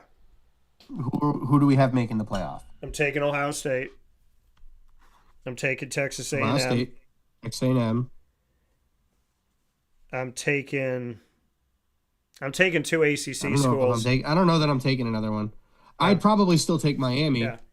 I don't know if I would take I don't know if I'd take Virginia at 10-2. I'd probably still take Miami. But here's the thing. It's how does Miami finish? Because if Miami doesn't even play in their championship, they play Syracuse, NC State, Virginia Tech, and Pitt. None of those games are ranked. And the only one that I'll give them credit for nationally is at Pitt. So Virginia, let's look at Virginia for a second. So Virginia ends their season California, Wake Forest, at Duke, and Virginia Tech. Well, I'm just saying, like, if both teams win out, Virginia's going to be 11-2? If both teams, right? No, if Virginia would be 11-2, Miami would be 11-1. If Virginia wins out, then they lose the ACC championship. Yeah, so if Virginia wins out, they'll be 11. Yeah, so they would be 11-2 if they lose in the championship game, and Miami would be 11-1. So then they would be punishing Virginia for having two losses, even though they played in the championship. But Miami's got better wins. To me, Miami's got better wins. So, like, for me, I would put Miami in at 11-1, even though they didn't play for the ACC championship, because their wins are better and they had one less loss. You know who I would put? So, like, I think that's how I could justify, like, just in terms of Miami over Virginia. You know, now that doesn't mean Virginia doesn't get in, but that's just saying, like, in terms of what those two teams are, I'd have Miami ranked higher than Virginia personally. You know what throws this whole thing into a tizzy right now? If Virginia loses and Louisville gets in like I predicted, Louisville has a better argument to be in over Miami. Louisville beat Miami head-to-head. They have the head-to-head win over Miami. Mm-hmm. So who's their other loss? Virginia. Louisville's only lost one. All right. They've only lost one game. No, I'm saying, like, because assuming they lose the ACC championship, who is their other loss be? It's Virginia. So I want to change this. I want to put Louisville in the championship because if they're my runner-up and Louisville goes 11-2, it'd be hard not to put them in. Then I'm putting Louisville. It'd be very hard not to put them in. Okay, because I want to use. That's the one where I'd make the argument for both them and Miami. Right. So, this is the argument with Georgia Tech. But I would have them literally ranked back to back. But if Georgia Tech 10-11, 11-12, whatever. Right. If Georgia Tech wins and Louisville's a runner-up, Louisville's got to get in. And you know the committee's going to argue Miami because they argued them last year. So, okay. So here we are. You have to argue it because if you take, let's just say what they did 2 years ago. Well, you take Miami 11-1 right? And you say they only lost to Louisville and Louisville's in. Louisville's got to be in. And you got an 11-1 Miami team. Then this is where it creates the issue. So we got our 5. We have Indiana, Georgia Tech, BYU, Alabama, Navy for winning their conferences, highest ranked conference champions, and then we have Ohio State, Texas A&M, Louisville. Okay. For this case, that's 3. For this case, so that's 8. Which means we got 4 spots left. So we got 4 more spots. Okay. Of the 4 spots, I'm giving 1 to Georgia. Okay. For sure. Of the 4 spots that are left, this is let's go back to it. So of the 4 spots that are left, we already have Indiana, Georgia Tech, BYU, Alabama, Navy, Ohio State, Texas A&M, and Louisville in. So now I'm going to argue Georgia. I think it's 3 SEC teams. I'm going to argue Georgia. Okay. I would argue Georgia, Ole Miss, and Vandy. Well, here's the thing. So if we have Georgia, Ole Miss, and Vandy, which I don't disagree with you, that those teams should be up for this. Because Vandy, if they win out, assuming they go 11-1, would have wins over Texas and Tennessee to close the year. So, yeah, and if Tennessee loses another time, they're gone. So, and actually, and this is the funny thing, I said if LSU loses this past week in week 9, I said if LSU loses, they're gone. And what ended up happening? They fired. Oh, they're really gone. They fired Brian They're Kelly. really gone now. Yeah. I said if they lose. Good thing Notre Dame got rid of him, man. But I looked at it, and I was looking at the teams that were in the most dangerous. I was looking at dangerous positions. And LSU, who has 3 losses and are 5-3 right now, I had LSU within these last few weeks when they were 10th. I said, this is a team that I believe, of all the SEC teams that can make the college football playoff, is the team that's in the most trouble right now. And now not only did they prove that they were, but they fired their head coach. So let's go back to it. So we got our 5 automatic. We have Ohio State, Texas A&M, Louisville as at large. These are all runner-ups in their conference championship.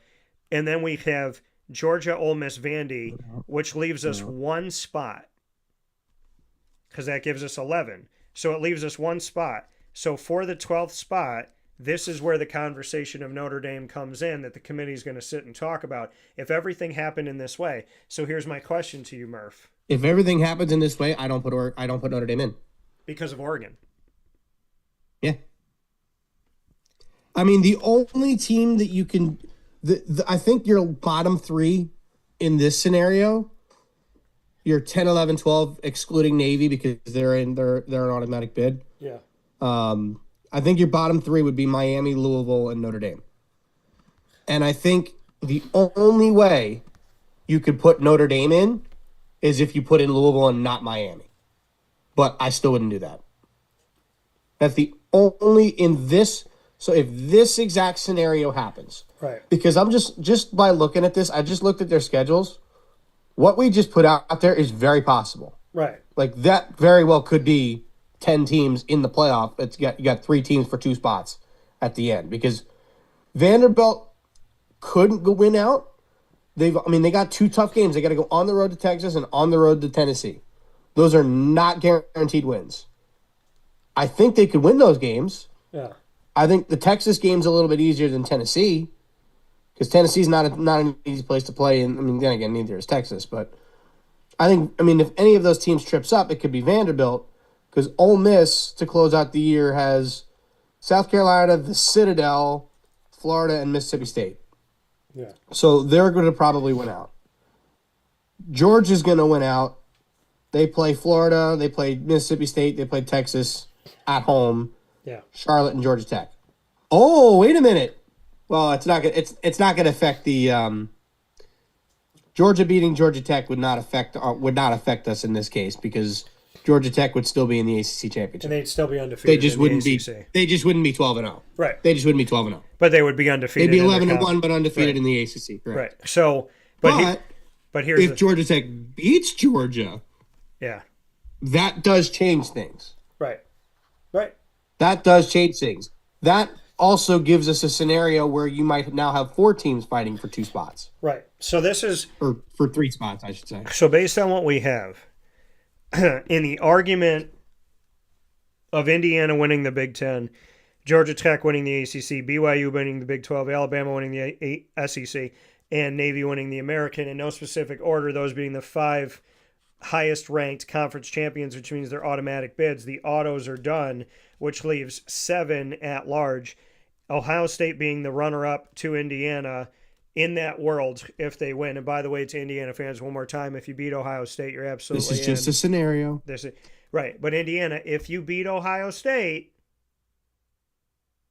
as somebody asked me yesterday, multiple people asked me yesterday, if they beat Ohio State and Oregon in the same season, plus if Iowa continues to do well, then yes, Indiana, I have no problem with you being in the top 4 or the top 3, okay?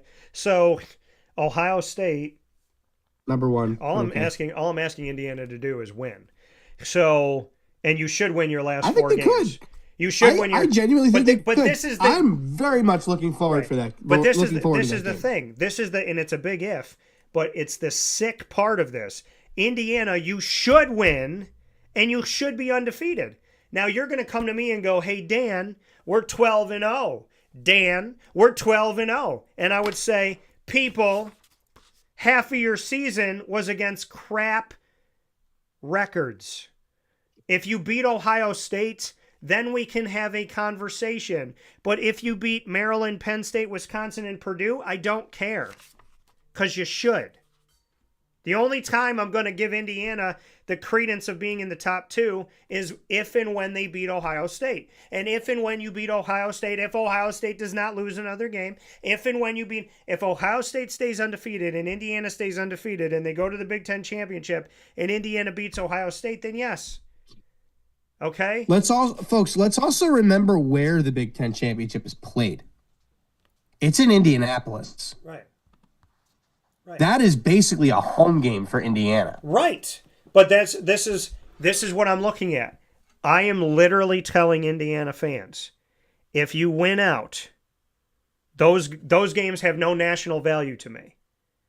If you beat Ohio State and you're 13-0 and you beat Oregon and you beat Iowa and you beat them on the road, then yeah. If you're number 1 at the end of all this, you're not going to hear an argument from me. Because I'm going to argue 1 or 2 at that point.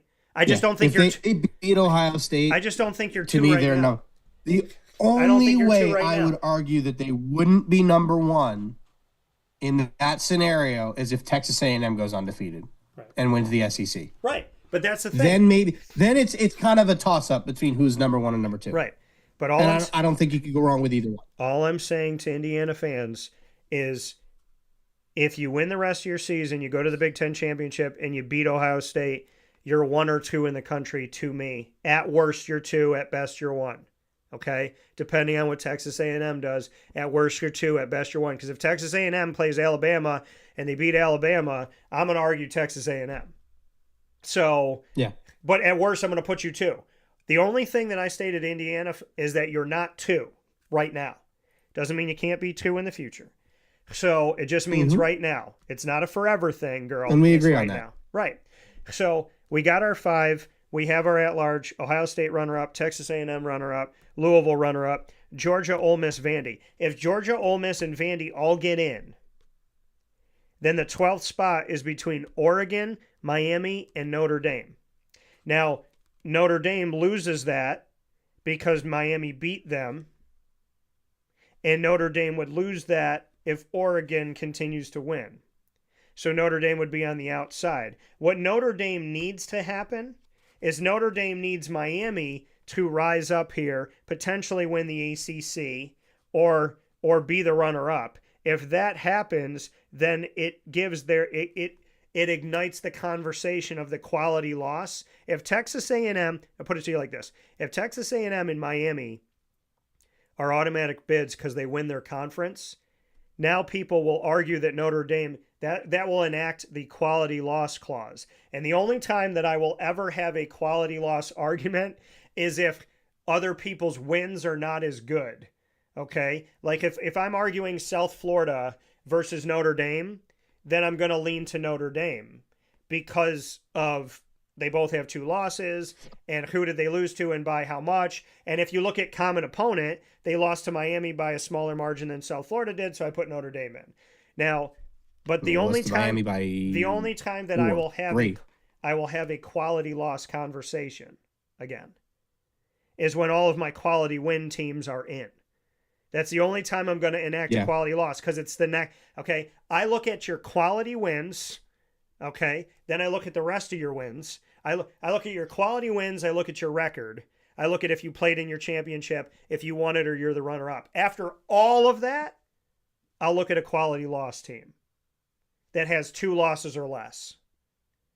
And in that case, if Miami were to win the ACC and Texas A&M were to win the SEC, now I'm looking at 2 teams that Notre Dame lost to by a combined 4, which that puts them up. So if Texas A&M takes that spot, they're not taking an at-large spot. If Miami takes that spot, they're not taking an at-large spot, which opens up 2 at-large spots. And in that argument, I would put in Notre Dame. Yeah. I mean, one thing I do want to bring up. If Notre Dame doesn't lose anymore. I literally just thought of this. For Georgia Tech, I don't see a scenario where Georgia Tech makes the playoff if they don't win the ACC. And the reason I say that is because I think they're going to go into the ACC championship with one loss. And they will. I think they're going to lose to Georgia pretty handily. Personally, remember last year was 8 overtimes against Carson Beck. That's true, yeah. But to me, just looking at them, I don't see a scenario where they lose to Georgia and then lose the ACC championship that they make the playoff. I just don't.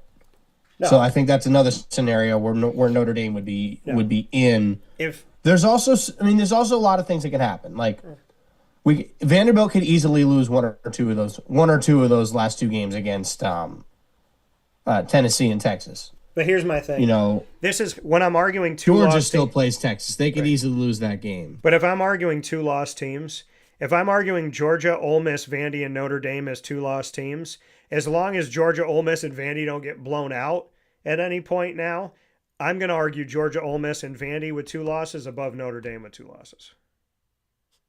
I agree, but I would also put those 3 teams over Georgia Tech. And then I would also put Notre Dame over Georgia Tech. If Georgia Tech loses the ACC and loses to Georgia, there is a world where they don't make it, where the committee is talking about Miami and Louisville. Yeah. They're going to talk about Miami and Louisville. If Louisville makes it to the championship game, they will talk about Miami and Louisville. And they can't. And listen, last year, the committee really wanted to put in Miami. And this year, if the committee puts in Miami, they have to put Louisville in. Mm-hmm. I mean, it goes back to 2 years ago when Alabama and Texas. Right. When they wanted to put Alabama in. But the only way you could put them in is if you put Texas in. So they had to do both. Exactly. It's both. Well, it's not both or neither, but you either put in the team that won the game or you don't put in both. Right. You can't put in the team that lost the game. You can't. Or you put in the team. The only way you can do that is if Louisville loses another game. Like if Louisville comes out of the ACC with 3 losses, that's a different story. Yeah. Then I'm putting Miami in over them. Right. But that's the whole thing about all this is if you put in a team, if you want to put in a team that didn't play in their championship game, like if Miami doesn't play in the championship game and they're 11-1, and you want to put them in, then you would have to look at Louisville. So you either put them both in or you put neither in. Unless Louisville trips along the way, then, you got to consider putting them both in. Yeah. So that scenario, the only way Louisville would not get in over Miami is if they lose another game. So here's the funny thing. If they have 3 losses and Miami has 2, I'm taking Miami over Louisville. Well, and here's the comedy of it all. The comedy of it all is Notre Dame is a part of the ACC in every single sport except for football. And here's the comedy and the irony. Notre Dame needs Miami, Louisville, and Georgia Tech to trip up each other in order to enact them getting in, which is really hilarious because they're not an ACC team, but they are in every other sport. So the ACC losing would actually help out Notre Dame, but they're not in the conference for football. So with that being said, you know what I think we should do? Do you know when Selection Sunday is? Yes. You know what week that is? I do. Selection Sunday for the college football playoff, because we get everything. I think I got the schedule from the college football playoff. So Selection Sunday for college football is on, let me check my dates that are here in front of me. No, that's not what I want. So is it the Sunday before Thanksgiving? It is. Oh, no. No, it's not. It's in December. What am I saying? That's the wrong thing that I'm reading here. So let me look at this. First Sunday in December? It is. Where the heck is my schedule? So who votes? Oh, here it is. It's December 7th. Okay. So they start voting on. You know what I think would be cool? They start voting next week, by the way, for everybody. They start voting November 4th, 11th, 18th, 25th, and then December 2nd, December 7th is Selection Day for college football playoff. So it is right before the Army. Wait a minute. That's when they vote. They vote. Because it's not revealed till Tuesday. No, the selection day reveals it, Sunday, December 7th. No. I mean, like during the regular season. Like the regular season ones aren't announced till Tuesday night, Regular season. right?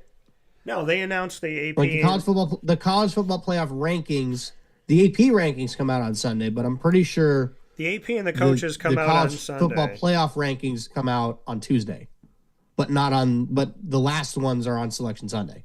Yeah, they're Tuesday every week except for December 7th is Sunday. Okay. And you know what I think would be fun? I think we should try to get one of your partners and we do a live selection show. I'll take the ride up. We'll do a live show leading into them announcing who's in. Yeah, because we can kind of do like what our brackets would be. Yeah. And I've then done it for compare them basketball. to what I think that'd be fun. Yeah, I did a selection at Pizza Man Pub. I did a selection show for basketball. So I'd be down to do it for football. I'll take a ride up. Yeah, well, that's something I definitely would be down to do that so we can discuss the specifics. As long as I have nothing going on, which I don't think I do. Yeah, I would absolutely take a ride up for that. Well, that's something for you and I to talk about off the air for sure, because I'm definitely open for that. I'm going to bid you adieu, Murph, because I have to get to a press conference for one Fran Brown. But I appreciate you being here today and always appreciate the conversation.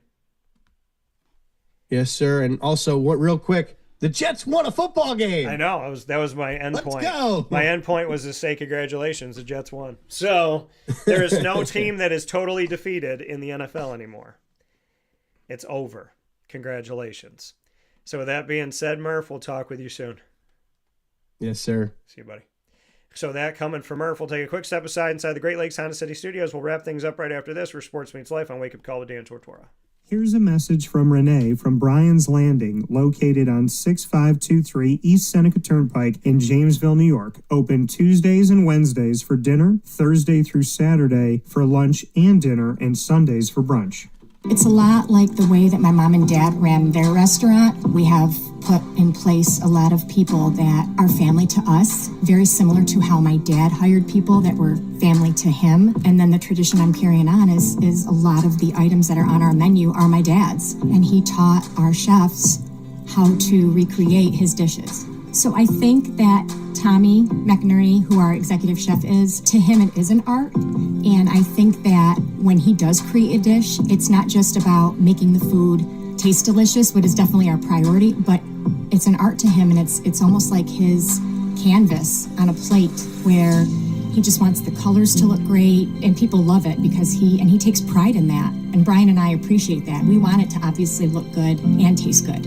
I will tell you, when we opened up, it was 6 weeks before COVID. And what was amazing was the community, our friends and family stepped up, and everybody did takeout. Everybody supported us. Our hearts were just so filled. So to Brian and I, obviously our friends come all the time, and we just have repeat customers in Jamesville, and I think people going to our previous restaurant in Green Lakes are making the trip to come to Brian's Landing to support us. And I mean, I think we have great food and a great atmosphere. So it's very, very important to us. Head to Bryan's Landing, located on 6523 East Seneca Turnpike in Jamesville, New York, where memories have become recipes that are now meals to share with you. Tuesdays and Wednesdays for dinner, Thursday through Saturday for lunch and dinner, and on Sundays for brunch. And be sure to come out for live music Friday, Saturday, and Sunday.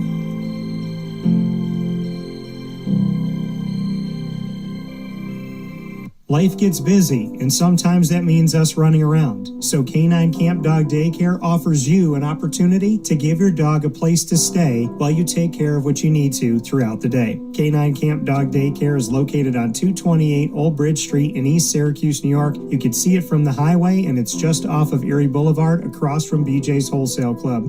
Call 315-437-7110. That's 315-437-7110 to schedule an appointment to bring your dog in and tour the facility. Appointments are Monday through Thursday after 6:30, where you and your dog can see everything that Canine Camp Dog Daycare has to offer, including a self-serve dog wash and a retail store filled with all of your dog's wants and needs, including food, treats, harnesses, leashes, and more, making Canine Camp Dog Daycare your one-stop shop for your furry-loving friend. Right, Lily?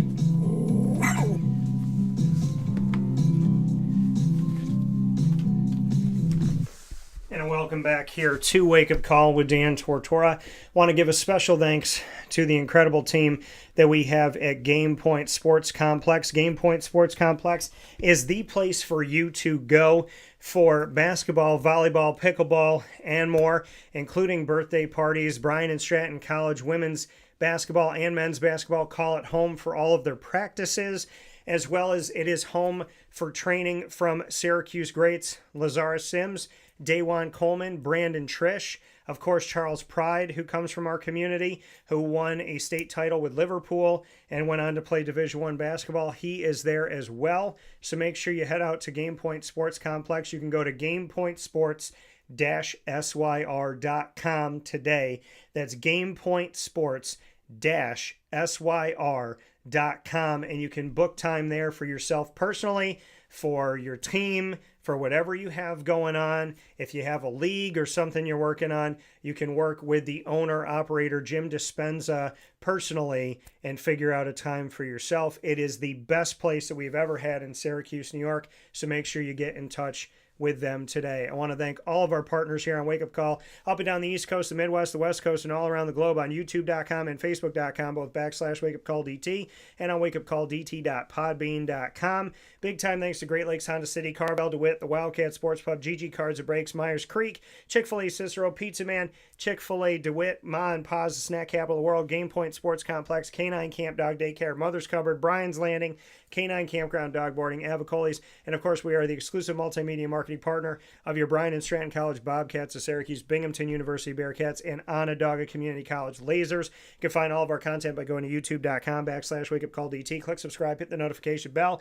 and find our playlist for the BSC Syracuse for the Bobcats, Binghamton for the Bearcats, and OCC for the Lasers. You can find them all on WakeUpCallDT.com's homepage and underneath the exclusive partners tab. For more information on the Bobcats, go to syracuse.bscbobcats.com. For the Bearcats, BinghamtonBearcats.com, and the Lasers, OnondagaLasers.com. Hope you all have a wonderful day. Thanks to Eric Poms of the Orange Bowl Committee and to Brendan Murphy. I'll talk with you all soon. God bless. No stress. Do your best from the Great Lakes Honda City Studios. This is Wake Up Call, and you are amazing.